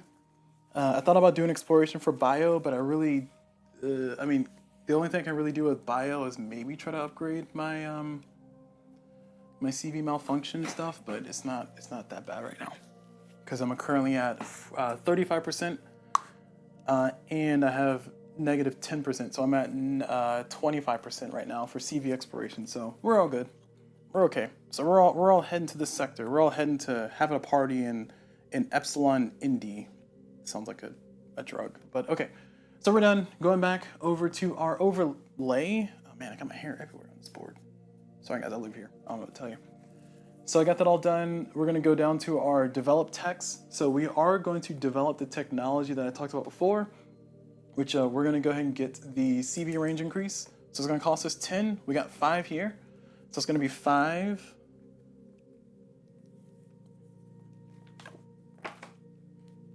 And then I need to spend this 2 influence, so it's gonna be 7, and I spend $3. 8, 9, 10. So that's $3. So that's the 10 tech needed to get that one unlocked, and I have that one unlocked now. And my CV can now move up to a range of 2. So I can fly them out further if I really wanted to. And... Oh, why did I do CV speed? Hold on. Oh, 15, 25. Oh gosh. So I need to spend $15 more. I'll be broke. Yeah, no, I'm not doing that. Okay. All right, we're done. We're committed. We bought a technology. We get an IP.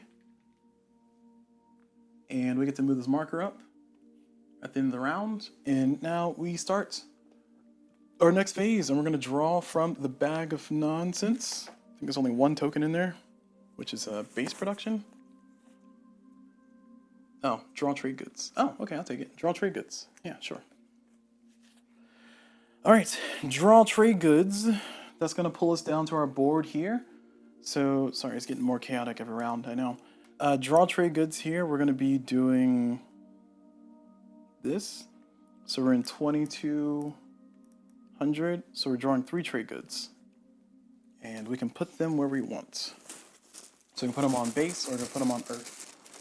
So 1, 2, ooh, oh, that's Oregon. Oh my gosh. 3, wine, beverages. All right, so we got beverages, entertainment, and ADK. Oh, sorry, not ADK, or, sorry, just ADK is at the top of that. That is interesting. So a location, a settlement can hold double its size, or sorry, can hold double the goods its size.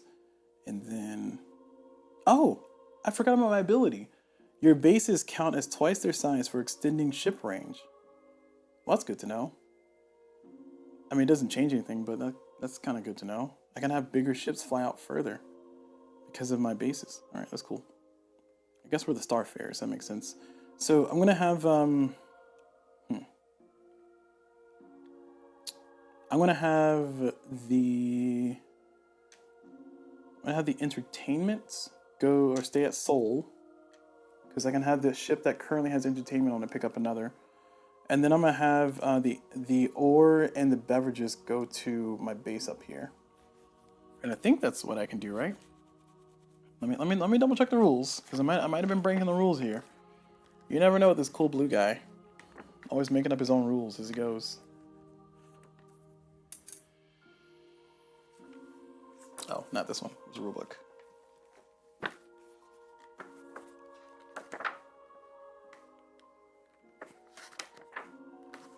Alright, draw trade goods. Assign each of the goods to either one of your bases or Earth. Okay. The chosen location must have at least one of the world types indicated. Oh, okay, that's important. I didn't know that. It must have at least one of the world types indicated. Okay, that changes things a lot. I'm glad I looked at that now. So what that means is that for the beverages in the ore, I can only put it there if it has the right letter. So beverages has M and O, so I cannot put it here. And then ore is ADK, so I cannot put it there. All right, so this has to go to Earth. Huh. Well, that sucks. I think that ore that I had earlier would have to go back over to Earth as well. So that ship is not carrying ore, it's on Earth. All right, well, that sucks. All right, so I don't have any trade goods over here now. Well, I gotta fly back home and pick up some.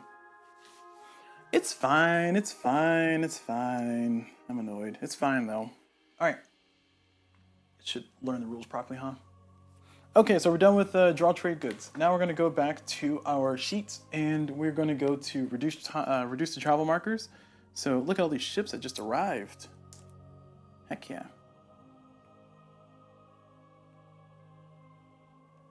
Okay, so they're all done. They've all moved. And now that we're done with all that, we get to do our build and repair ships. So we're going to repair this ship for $2. It is cheaper to repair than it is to build a new ship. That's my motto. So I'm spending a 5, taking back 3.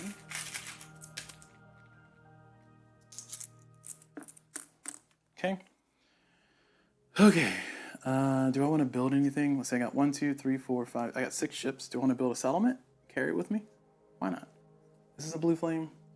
You're not a blue flame, so you're gonna take a while anyway. I mean, the heck with it. I can build a. Oh, well, I have to send it up here, and or I can send it up there, which that's a 6. That's gross. I can build a settlement and send it this way.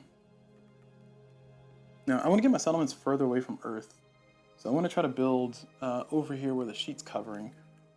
So I think with that, I'm going to pick up the entertainment. So I got 2 entertainments on my ship. And this one's going to fly down to here. We're going to hang out with everybody else. So it's going to be a 6 to get here. Actually, we'll have this one fly to here instead. Because that way, if I decide to change my mind about where I'm going to go, it's only 3 turns locked in, and then I can change my direction, change my trajectory. Okay. So we're all done with that. We're not traveling anybody else. So yeah, we're done. Now let's go into our fun phase. So we get to move. Oh, bring that back up. Let's go into our fun phase. We get to move through to cargo transfer and trade. No trades, no transfers. Movement, we just did that. Exploration. We have 2 REs here that can explore. They can explode. Together, they're combined to be a 5. We don't need them alive. It would just be nice if they stayed alive. So we're going to try to explore this sector. So this sector is a 3 plus 3 plus 1. So it's going to be a 7. So I need a 7 or better for the RE3 there. For Kepler. Not 7 or better, sorry. 7 or lower. I rolled a 10 again. Alright, so nothing's happening. No malfunctions. We're all fine. Alright, we're going to do it again with this one. This one is a 6 or lower. My gosh, stop rolling 10s. Alright, 43, 42, and yeah, we're good. Alright, nothing, a bunch of nothing. Absolutely nothing happened just now. That's terrible. Okay, well, that was disappointing. So nothing happened that round. You just saw some things get shuffled around, I guess. And now we do our technology check. And for our technology check, oh my gosh. All right, 1 second. Let me do a quick break here.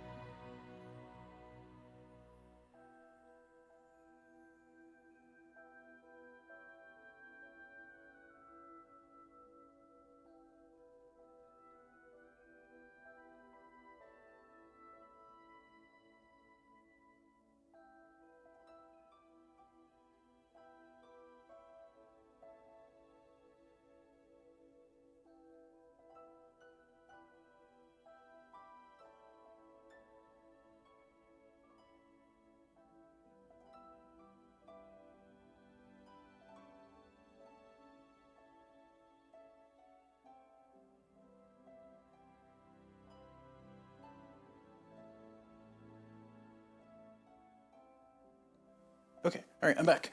Sorry, that's what happens when you're doing a long stream. You get phone calls. You have to answer. Okay, so I was trying to point to the tech things and consider my options while I was on the phone there. So I have 8 here. I really want to build CV4s, but I don't know if I'm ever going to get the tech. I mean, if I just chill out, for like one more round, I should have enough to do it because everything's going to be here. I kind of don't want to shuffle my cards, but all right, fine. We're not buying anything. We're shuffling our cards. Whatever. We're doing it. The game says we're doing it. So we're not buying any techs. We're shuffling. And I draw new genetics, and it's going to be environmental tolerance. I've seen that one before. Plus 20 to the location. And for fleets,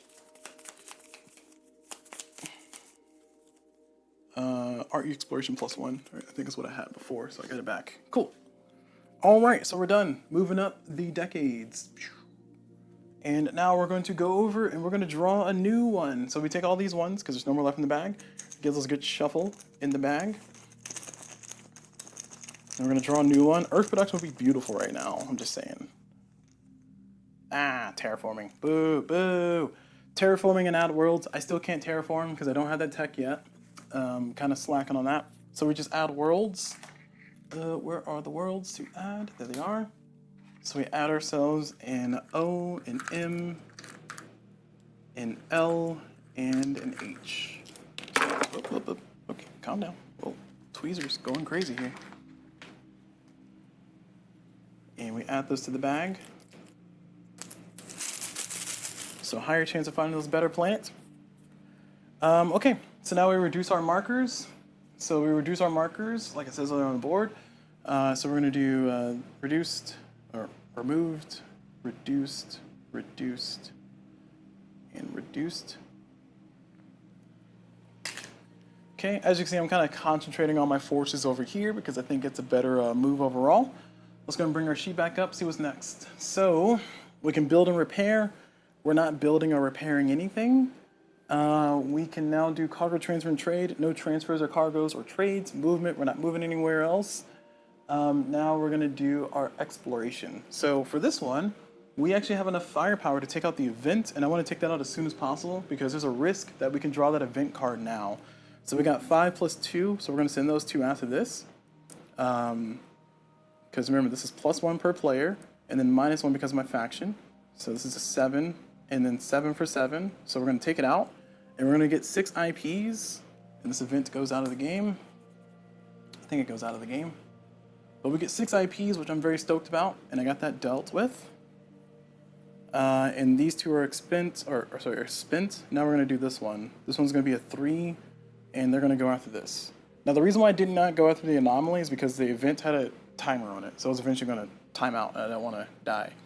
So we're going to do 3, 6, 7. We're going to explore with that. With a 7, we need our red to be 7 or lower. My gosh, I just rolled 3 10s in a row. You see this? You see this? And my RE explodes. Oh, no, it doesn't. It's a 31. We're good. We need a 26 to die. All right, nothing. Bunch of nothing. All right, well, that's the end of that round. So we got a lot of IP. So that means that we can actually maybe conceivably buy something. So I don't know if I want to wait another round to make it even cheaper to get the bigger REs, but I think, yeah, I'm going to wait another round. We're going to shuffle everything in. We're not going to do anything this round. We're going to shuffle in our genetic card and our fleet card. So we get a cycle of cards here again. And remember, that only happens, according to the rulebook, only happens if you don't buy any tech at all. So Pioneers, -1 to the cost of your first settlement each turn. And then Malfunction, -3% to your REs. That's actually not terrible either. Okay. All right, we move our decade marker up. We're in 2250. Man, we're moving. We're moving, as the cool kids say. Okay. So let's see what we're getting from the bag of doom. Probably need to move my camera here at some point. But, oh, yes. Yeah. Draw trade goods. I'll take it. Draw trade goods. So, for draw trade goods, we're going to get 3. We're going to get 3 of them from our base. So we're going to draw trade goods. Ooh. Oh man, I got this one. I dealt with an anomaly. I'm sorry. Hold on. Sorry, let me go take a step back. I dealt with an anomaly that was 7 or higher. That one was a 7. So this is going to go away. I collect that for sport. And I get another directive. So, sorry, I'm going to draw 2, take 1.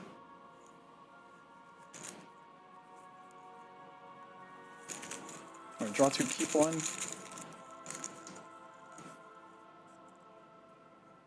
Terraform and survey. So, wow, that one's survey everything in Tau Centi. That one's kind of far away from me. And what does my faction get? Which ones do we need? So for directives, I need 4 anomaly or 4 survey. So, or sorry, 4 anomaly or survey. So I can do the survey one, but I have to go in the opposite direction from where I am. And I kind of don't like that. It's going to give me progress towards my goal, so I'm going to do it, but I don't like it. So I got a incentive to go out to Tau Centi, which I'll bring our board back up to the main view. So all my stuff is hanging out over here. I got to go way over here. This is Tau Centi, so I can try to claim, and I gotta survey that one completely. Oh, it's just complete a survey. Okay, never mind. I don't have to survey it completely. It's just complete a single survey there, and then I'll be fine. Okay. All right, back to our regularly scheduled nonsense. So we're going to be doing our reduced transfer markers. So this one. Oh, I lied. We didn't do our trade markers. I got distracted. Sorry, we're drawing trade markers. So we're drawing 3. Oops. Man, dropped everything. Jeez, just breaking stuff. So we're drawing 3 of these bad boys. And we got ML, AD, or 2 foods and 1 of those. So, remember, we can only put these on places that have those planets. So I currently have no settlements with the appropriate planets. Oh, actually, no, I lied. I do have a proper place. If we go back up to here, I do have an L. So I can put these foods on this base. And I will do that. And these rare materials actually can be sold here at Seoul. So I will sell them at Seoul for $6. Oh, heck yeah. Oh, that's great. I like $6. I'll take $6. All right. So we're all done. So we're actually going to do a trade phase, and we're going to sell some stuff at Seoul.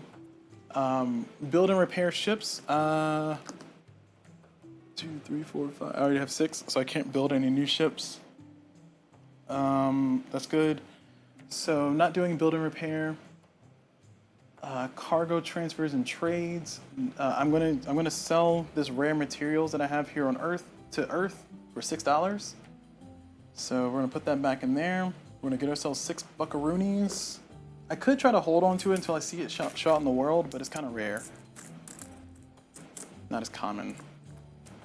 So I got $6 extra to my name. Cool. And now I can do movement. Now, because I need to explore Tau Ceti way over there, I think, oh, Tau Ceti's right here. Because I need to explore that way over there, I think it might be worth sending my REs over there after I get my RE movement up. So my RE movement is currently 2, and it's going to cost me 15 to get that up. So I think I can get them to physics. Yeah, I'll try to make like a flow, like a conga line. So I'm going to send these REs from here to there. Oh no, I can't do that because I want to take this out. Well, I don't have to take this out right now. It gives me a fleet level 1 improvement, which I can use it. Yeah, I don't need to. It's fine. So I'm gonna fly my REs from here. I'm gonna try to fly in this direction to Tau Ceti. I just need to do 1 successful thing. Actually, hear me out. Hear me out.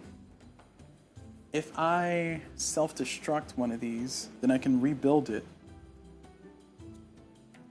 for $5 and then fly it over to Tau Ceti in 4 rounds. No, you know what? I don't like that idea.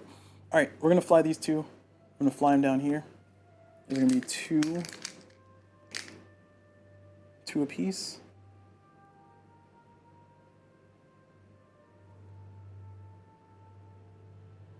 Jeez, so much indecision. All right, hold on.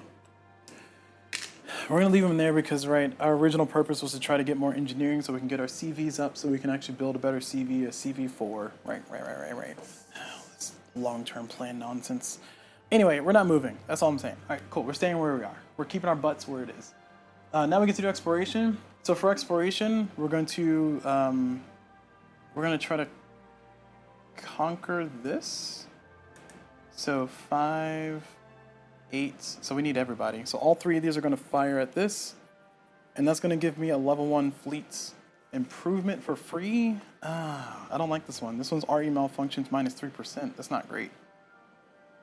All right, you know what? We're ignoring that. We're all gonna try to explore the location because we got more planets to try to find here. So we're gonna have this one try to go for here. So 2 + 3 + 1. So it's gonna be 6.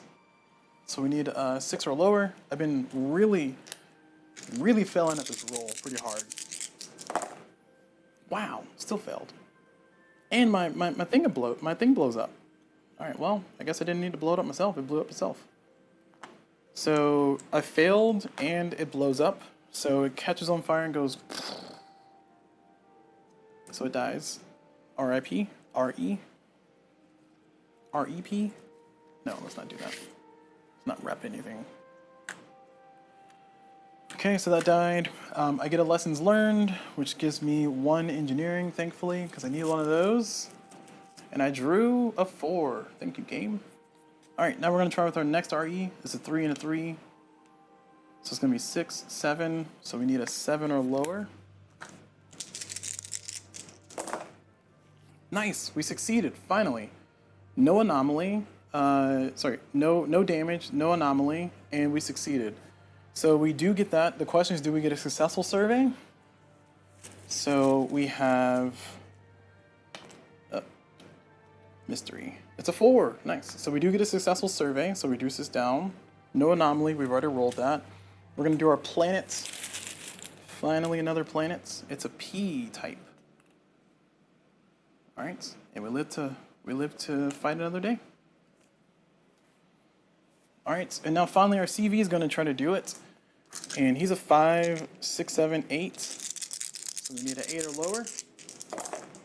We rolled a 7. We don't take any damage. There is no anomaly stuff if we do succeed. So 59, we're good. 7. So we do take a token. 2 or better gives us a up. It's a 4. So we do get a successful survey. And now, here's a cool thing. So once you have a location full of planets, we haven't had this yet, so it's the first time, you can still survey, and I'll bring up the rule sheet so you can look at it yourself. You can still survey and replace a planet that is 10 or less. Where are we at?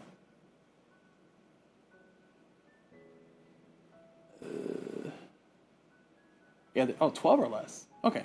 So you can draw a world, can replace with 12 or less, max population up to 12, yeah. Okay, so that's what it says. There's the bullet points down towards the end over there on the other side. Okay, so I just want to point that out. So I get to still draw a planet, and this 13 can replace anything that's 8 or less, which I'll replace that. Okay. And that was our successful explore. We found a better planet, a more habitable place. So we threw the other one away in the trash where it belonged. All right, so we're all done. That's all done with our exploration. We actually did something. Woo! Feels good to actually do something. So now we move on to our technology side of things. We are going to do some technology because we have 5, 10. This is 18. This is 20. And 22. And I'm going to break this 5 up.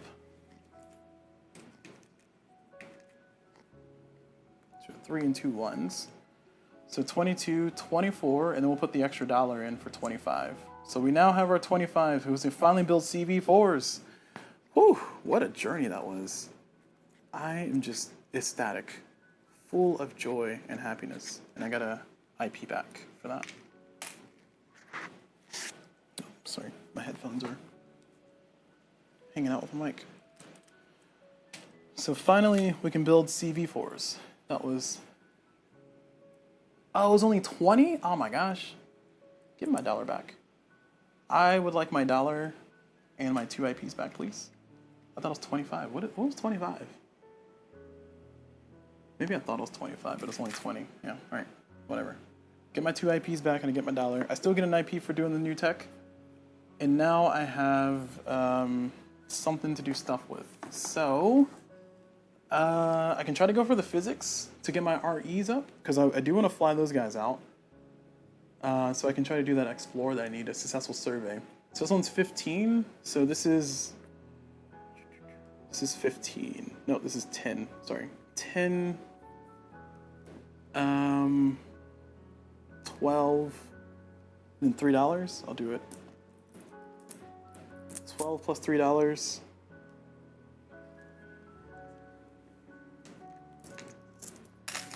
And that gives me another tech over here for my RE movement modifiers times 1.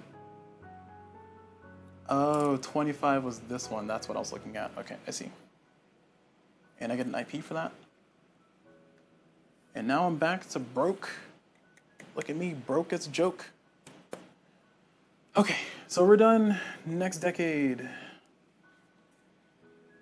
Making good progress, 2060 or 2260. And let's see what's happening now. So this is going to be settlement growth and migration. So we're going to have settlement growth. So our settlement is going to grow from a 3 to a 4. And then migration, we need to roll percent die to see if we migrate. We need to roll percentage or less, so 90% or less. We rolled 12%, so we do succeed. So let's bring up the rule sheet to see what happens next. I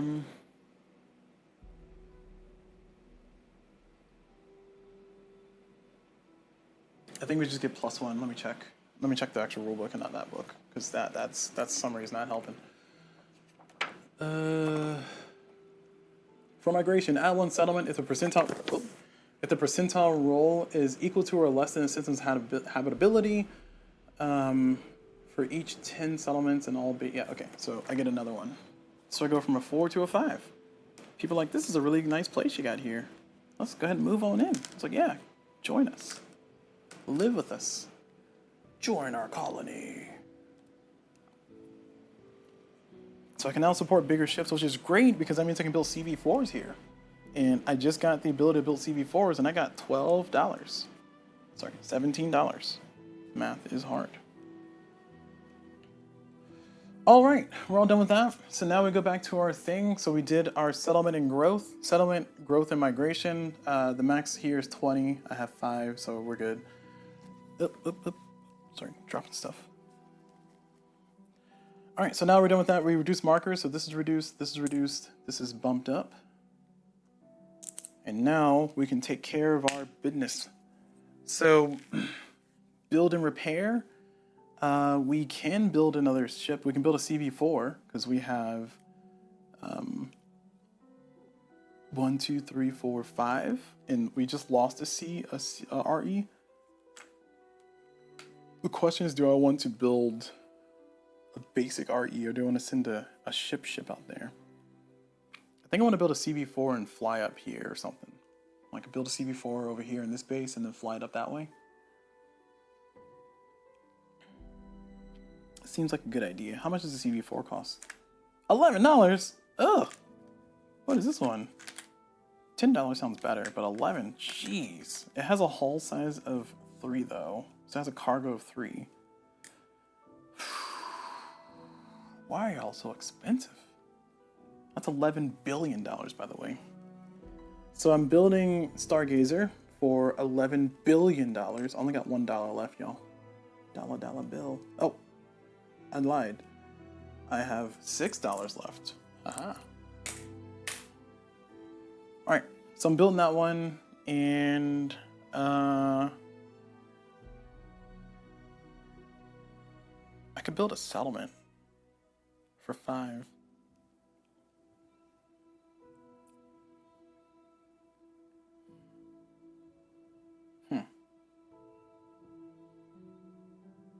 I don't think I can build a settlement there, though. Let's see, what do I need to do to build a settlement where a settlement is? So... I think to build a settlement where a settlement is, I need to, like, take part of the settlement with me? Is that what happens?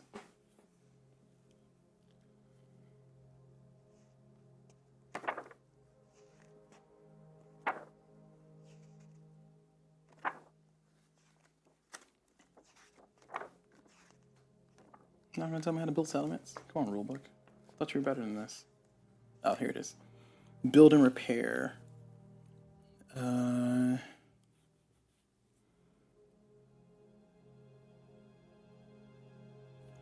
You can always build and repair ships in the Sol system, but the maximum you can spend on building and repairing at a base per turn is equal to its number of settlements, i.e., a base must have at least as many settlements as the build cost of the ship, but you could repair 1 damage with 1 settlement. That doesn't help me. As build and repair ships, I need settlements. Cargo, transfer, and trade. To build or expand bases, simply drop off a settlement. Nope. You can now transfer a cargo and sell trade goods. Once you have the interstellar settlement, you can buy settlements on Earth for the cost of indicated on your fact sheet by 5 and load them into cargo bays. 1 cargo point per settlement. You can't store settlements on Earth. You can also load settlements from your existing bases, but only maximum of 1 per ship from a base each turn. You can transfer settlements between ships, cargo bays, and things. So So I can basically take a part of this element with me out there, or I can build this element. So, this is difficult. So REs move faster. They just objectively move faster. So I think, God, I hate this. All right, I think I'm not building the CV. I think instead I'm getting my $11 back. And what I'm gonna do instead, because I was rushing so fast to build that, but I don't need it. I'm gonna build an RE over here for $4. And I'm gonna fly it over here to Tal Sinti so I can try to get this survey thing done. And that's gonna be my mission. So we built this here in Seoul instead. And we'll build the CV later when one of these dies, one of these, well, that RE dies, or that one dies. And then we'll try to go from there. Because right now, what our goal is our goal is to try to find this, get some more physics, so we can increase our CV speeds, and then have a little bit easier time exploring the rest of the systems. So I think that's what we're going to try to do. All right, so back over here. We're not going to be doing any trade. We are going to be doing movement. So we're moving this from here to over there. That's 2 spaces. It's 1 per space, so it's 2. And our RE range is unlimited, so we can go as far as we want with REs now. So that guy will be able to make it over there. All we need to do is explore this one successfully, survey it once successfully, and then we'll be good. And then we can complete our directive. Okay. So that's a later thing. So for right now, we're going to go back over here to here, and we're going to do our explorations. So for our explorations, we're going to have everybody, well, we're going to try to take out this anomaly. Let's see. Yeah, we're gonna use our CVs to take out that anomaly, and they're going to knock them out. And it's going to give us 1 level 1 fleet card, which will give us this free improvements, which allows us to add it, and we get RE malfunction minus 3%. So now it's even more expensive to get level 1 cards. So I need to get that upgraded to level 2 cards, which I can do by getting the tech tree up on engineering later. But more importantly, we finish a directive. No, we don't. More importantly, we have to flip this over, and it's going to be +1 bases. Sorry, bases get +1 physics or engineering marker production. Okay. So that's nice. So I can get some free production markers here for bases that I built there. So that's done. That's my CVs did. CVs acted. Now we're going to do our REs. This one's going to be a 3, 1, 1. So I need to roll a 5 or lower. I rolled a 10. It survives. 71. So nothing else happens. Anomaly doesn't trigger. And then the next one is the same thing. It's a 3 + 1 + 1. So 5 or lower. Oh my gosh, every time. All right, it survives and no anomaly, so nothing. Bunch of nothing. All right, REs are, REs get +1. Hey, REs get +1, right? Right? No, I don't have that one yet. Oh, boo. I thought REs got +1.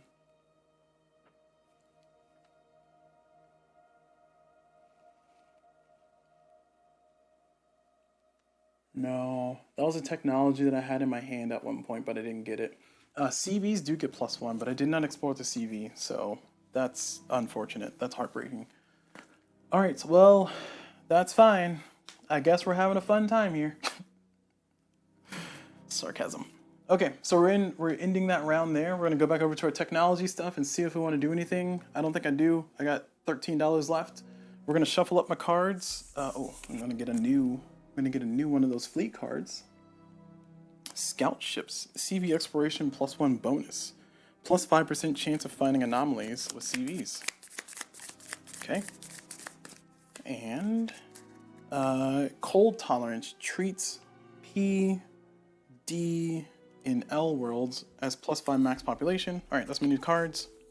We're gonna move along on the decade, and we're gonna go ahead and flip ourselves a new little marker. I was trying to find a stopping point, but I just started having fun more, so I don't know. I got more money, so now I want to spend it. Draw an event. So event is going to be the blue bag here that I have. And this event is going to be Collapsing biosphere. If not resolved by the next event, place the highest population world. Sorry, replace highest population world with class K.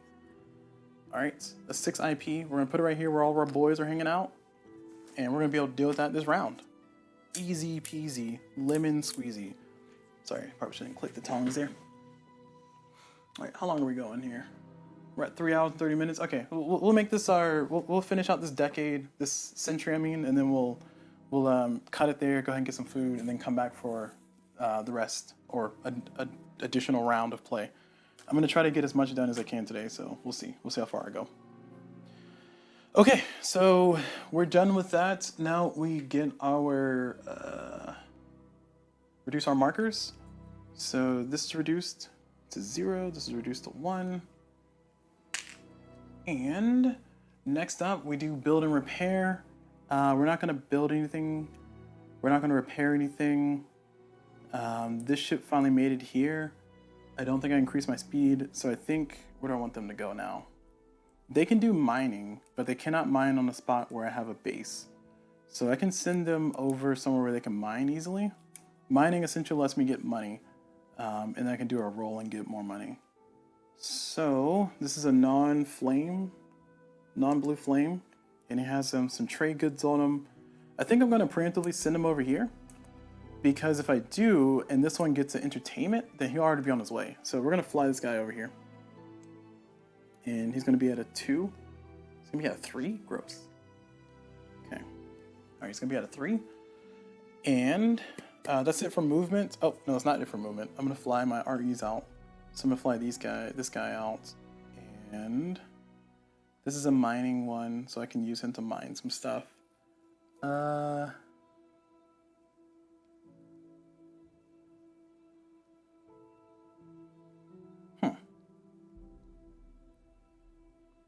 feel like I should send my REs out further, but I only have 2 REs. I have this one and that one. Sorry, this one and that one over there. Everything else is a CV. Is there any value to having these guys hang out here? It's a question. I mean, he can do research, but he's 1 plus dice roll. Is that right? No, half the research value. Sorry, he's a 2 plus dice roll, and I need to get a 2 or lower, so that's going to be pretty hard to hit. I can fly him way up here, because that one's easier for him to hit. Get some bio going. Alright, I want to fly this guy. He's going to fly up here. Actually, no, hold on. Focus. Well, no, I got a whole round. Yeah, no, we're going to fly this guy up here. And that's going to be, he's a blue flame, so it's going to be 4, because we're going 1, 2, so 4. Okay, I moved him over here, so he's a 1. Okay, all right, we're all done. So we're done with movement. Now we move on to exploration. So for exploration, we're gonna have these 2 band together to fight against that event. We're gonna take it out. It's gonna give us 6 IPs. So easy peasy event. 6 IPs. I'll take those in 3s. So I got 2 3s for IPs. And they're all done. I have nobody else I can activate, so we're all done for the round. Now we're going to move over to our technology tree. And for our technology tree, we got a lot of IPs. So we got, this is 12. This is 16. So 3, 6, 7, 8. So this is 16 plus 4. Can get me a 20. I think I need to get terraforming. I need to get moving on the bio stuff because I eventually have to upgrade that stuff anyway. Oh, I'm gonna get my CV so I get +2 on those. That's a 20, perfect, I have 20. I'm spending all of my IP and I get 1 IP back. All my IP in this 4 bio to get to 20, and I need 20 to get that technology, is that right? Yeah, 20. And I can reach it because I got the prereqs. Heck yeah. So it goes there. This back.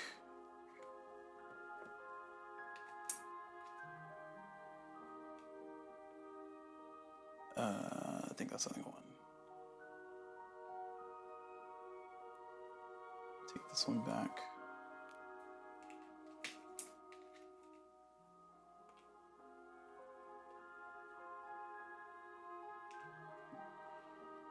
Okay. Oh, I can take this one back too. Oh, and that one. Nice. And again, I just like to do it this way. You don't have to do it this way. I'm just being particular about it because I'm playing solo. Gotta do something to have fun, right? Oh my gosh. My tweezers are failing me. There we go. Jeez, it's a struggle. Okay. I guess this can come back too. Okay, all right. Technology tree maintenance is done. So we're done with the round, we're done with the decade, so we're gonna move up.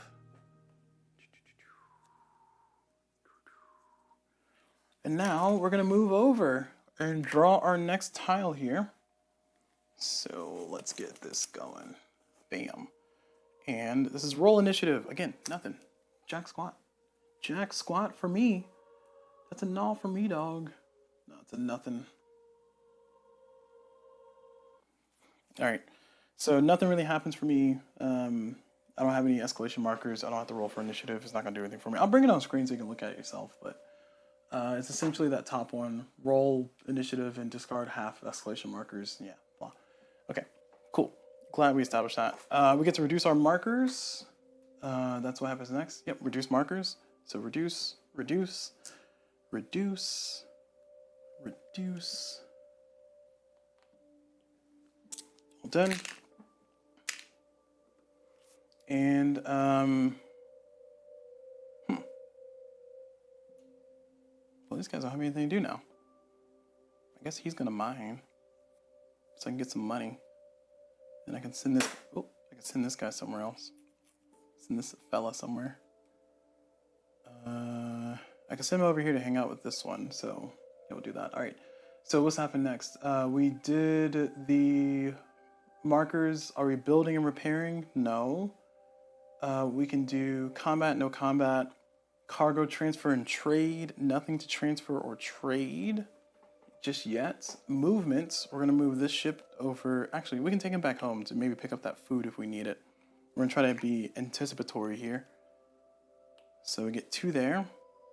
Nah, I'd rather explore the physics because I really wanna get my physics up.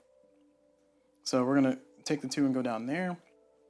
We're gonna leave this ship here so this ship can do a mine and get me some money. And I'll explain how mining works once we get to it. So we're all done. Now we do exploration and mining and all that fun stuff. So we're gonna start over here for our big boy. We're gonna zoom, well, we're gonna leave the zoom where it's at. Actually, no, we'll zoom out so you can see more of the board. So we're gonna do this one. So this is a +2. So 2 + 2, which is not 4, + 5 is 9. So we just need 1 explorer for this to be successful. So fingers crossed. We got an 8. Woo! And it blows up. Even better. Heck yeah. And we get an anomaly. Oh my gosh. Man, we got everything. Got everything we could ever want. So we got a 16. We got an 8, so it will explode. And we got an 8. So we do get an exploration marker. Let's see. It has to be a 2 or higher for the bio. It's a 5. Woo! So we do successfully explore. We get a planet. And we will get an anomaly. And that's a 2J. I'll put them over here. And this one will explode, so it dies. Good job. Good job, probe. And you gave me an engineering marker. Thank you. And you gave me a 5 engineering marker? Heck yeah. That was the best move ever. All right, and we get an anomaly. And the anomaly is going to be something that I probably won't care about too much. It's going to be a Ice Caverns, 3 research to get 2 IP. I get 1 IP for finding the anomaly. Whew, things are looking up. And I finished the survey, so I get to put that over there with my pile of victory. And I get to draw 2, keep 1. So we're gonna draw 2, keep 1. Because I needed to complete a survey in that location. And now we get terraform world into O or M class, and then production. Earn 3 billion using mining ships. All right, I'll take the production one. It's not gonna give me anything for my ultimate goals. I need 1 more anomaly or survey to succeed and get my points for that stuff. But that worked out pretty good. Well done. Well done, little ship. You blew up and died, but at least you did something really neat. I appreciate you. Okay, so that was exciting. Anybody else? Let's see, this one in Sirius. We got a 3 plus 2 plus 5, so that's a 10. So we will just draw one. We don't have to roll to see if we do pick up one. So we will pick up one, and it's a 1, so there's no successful survey. We got to see if we do explode, though. And we do explode on a 9. Shoot, I didn't want to lose that one. We get an engineering marker. And it's going to be a 2. So death becomes us. And now we're going to do this. So we're going to try to mine because I want a little bit more money. I have $13 right now. We're going to mine. And in order for us to mine, we'll bring up the sheet here. So in order for us to mine, we're going to target which location. We're going to mine on H. And for us to mine, we have to have the right symbol. We have the little gear symbol, which is the mining symbol. And mining ships must be in a system where you don't have a base. Mining earns 1 billion automatically or 2 billion if you roll the world cash production value or less. So I got to roll a 4 or less on this red die. I rolled a 1. I get $2. Yeah. So I earn $2. That's it. That's the entire thing. Not exciting, but it gives me money. I'll take it. So that's mined, and that's it. No more ships are doing anything else. So now we're going to move over to our technology, which we actually have some ways to do some moves. So for our technologies, we have 7 engineering, 2 influence, 5 bio, and 1 physics. And we have $15 in our pockets. 25 for that CV movement. That's not going to happen anytime soon.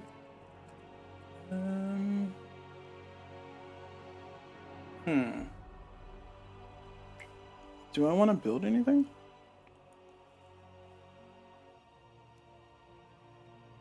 Ooh, I can build scouting ships. So scout ships. It says CV exploration +1, CV exploration bonus +1, and then plus 5% chance of finding anomalies with CVs. It's not terrible. It cost me 12. That's the terrible part. I don't have enough money. 12 physics, sorry. I only have 1 physics. And I can reduce it by 5 because I have 2 influence and 1 physics. And then that's just money on everything else. Now, you know what? I'll pass. I'm not going to build anything. We're going to shuffle these cards back in. Getting our shuffle on here. Shuffle our genetic card back in. Because we're not going to buy any techs. And skilled entertainers lets me draw what?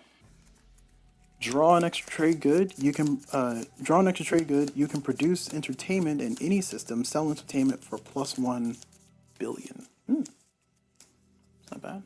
I have entertainment. I might try to build that. That's only 8. This one's a superior robotics. RE malfunction -3%. Don't think I want to do that because it's super expensive for me to build. I got 3 fleet cards here, so it's going to cost me $15 extra to build any fleet cards. So, not looking forward to that. Mr. Move on from that nonsense. All right, so we're all done. We're at the top. We're in the aughts. So technically, oh no, we're not the aughts. We're in the 90s. Sorry, we're in the last decade for this video, and then I feel like a 4-hour video is pretty good. And then we're gonna close out the video here and then try to start up with another video later after I get some food and rest up a little bit. Okay, so we are back here on the board. We are going to draw our last, I think it's our last one.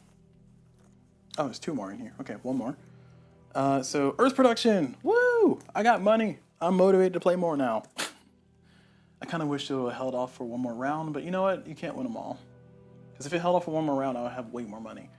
So Earth production is 27 billion, and then 1 tech, 2 physics, 1 bio, 2 physics, and then 3 engineering.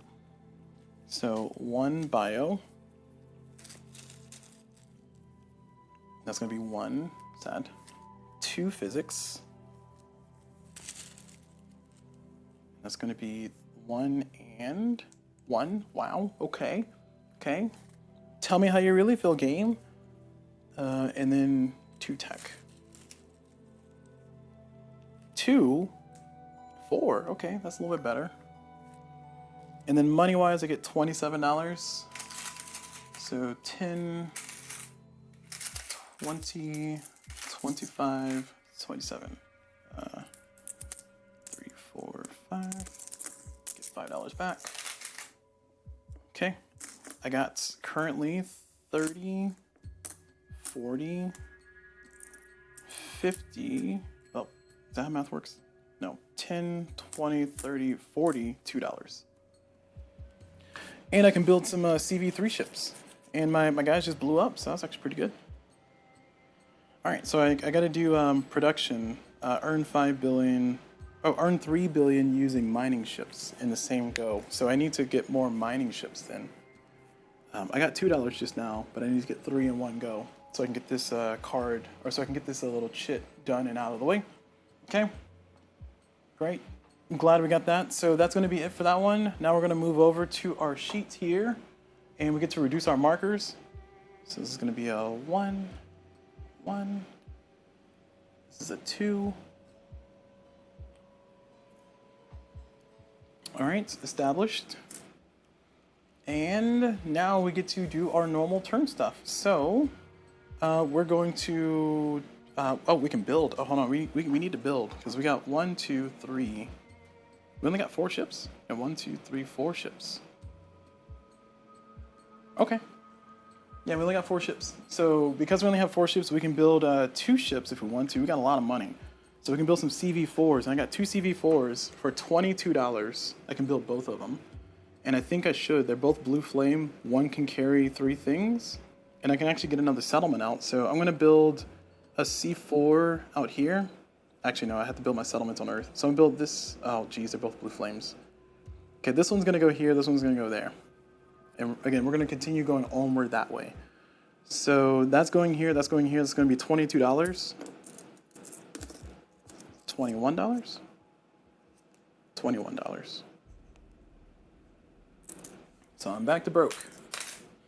And we're going to build a settlement of size 2. So we're going to spend $10 to build a settlement size 2. Man, we're broke. And we're going to build settlement size 2, like I said. We're going to put it on this ship here. All right, so we're all loaded, locked and loaded, ready to go. And now we're going to do our cargo transfers and trade. So we're going to take this food, this 2 food, we're going to put it on, oh, the ship has no cargo. Never mind. Heck. All right, well, we'll deal with it. That's fine. We have no more REs. These are all CVs now. So yeah, we're just going to stick with what we got here. We're going to fly this ship over here. Sorry, I got to do, sorry. Keep my order. Cargo transfer and trade, we're on that. No cargo to transfer and trade. Oh, we could put another cargo on this guy. Let's put an ore on him. There you go.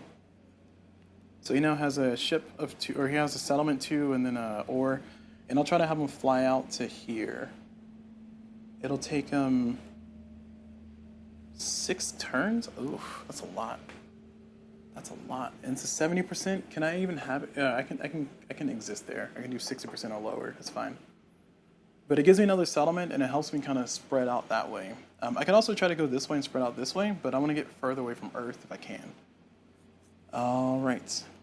So that's all done. Now, movement-wise, we're going to move this ship from here to there. So that's going to be a 6, because it's 2 per. Because even though it's blue flame, we treat it as a normal. And then we're going to move this ship from here to there. That's going to be 2, because it's a blue flame. It gets +1 on the tech level. And all right, we're all settled. All our ships are kind of moving out where they are. Did I reduce my markers? I did, didn't I? I don't remember.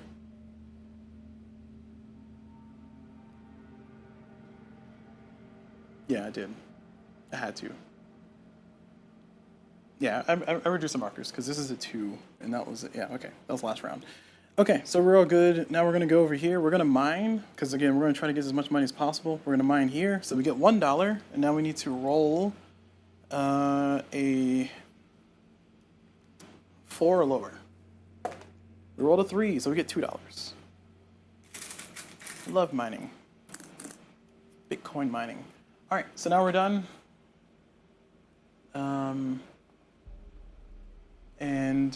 We're gonna go over to here on the tech tree. So for the tech tree side, let's see, we got a lot of engineering and we really want to get our physics up. Well, we wanted to get our physics up, but I don't think we care that as much now. We can build a CV5 if we get 20 here and 10 there. So I think we need to go ahead and get this RE malfunction down. So it's gonna be, this is gonna be 4, 5, 6, 7, 8. I don't wanna, all right. I don't wanna overspend either. So this is 9, and I'll spend $1 for 10. So that's all done. So we got the 10, we put our tech marker down there. We get an IP for that. I didn't want to spend IP either because I want to try to collect that. Oh, that's a 3. There we go.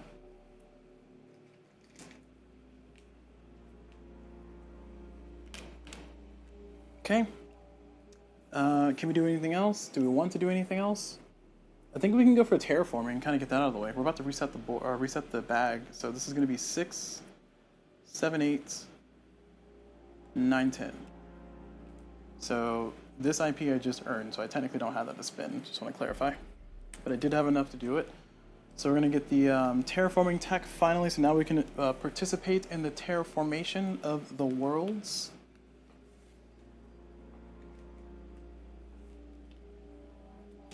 Okay. All right. Now it's done. Got my tongs back in hand. Oh, sorry, my tweezers back in hand. And we're all done. So we're finished for the round. We got our 2 IPs. Let's see. Do we want to do physics? Oh, heck no. We can't afford any of that. All right. And now we're on to our next section of decadeage. 2030. I thought I'd never see it. Or 2300. Thought I'd never see it. All right. So that's it. I'm going to go ahead and cut off this video here. This is going to be the first video of possibly 3, given how long this one took. I made it through 2 centuries, and I also got to explain a lot of things, set up the game, get some phone calls in. And we only pulled, what, 4 hours? 4 hours is not bad. Just under 4 hours, so that's not bad. Hopefully it's been informative, though, for everybody who's been wanting to see kind of a playthrough of this game. I know I wish there was like a playthrough video that I could watch and sit down and enjoy, but there's a few playthroughs that exist. They're a little bit chaotic, so I was trying to make this as less chaotic, or the least chaotic as possible, but you know, me and my rules sometimes, and the background noise is out here making noise. So hopefully this has been a useful video, hopefully it's been informative, and hopefully this will let people, you know, unlock the game and play it more. I'm looking forward to see how I end up panning out in this one. But for right now, I'm going to go ahead and take a break, get myself some food. If you're watching here on Twitch, I will close out the stream and then come back later, probably maybe in 2 or 3 hours or so. And then I'll try to see if I can continue, maybe finish out the gameplay today. I doubt it, but I'm going to try. If you're watching on YouTube, be on the lookout for the next video. If you're watching well into the future, all the videos should be posted, or at least all the videos that exist at the time should be posted. I'm going to try my hardest to finish this series, but I can't make any promises given how the length of this is, with me explaining and yapping all the time. And yeah, that's it. So hopefully this has been enjoyable. Hopefully this has been informative. Thank you all very much for watching. Hope you all enjoyed it. And as always, I will see you all whenever.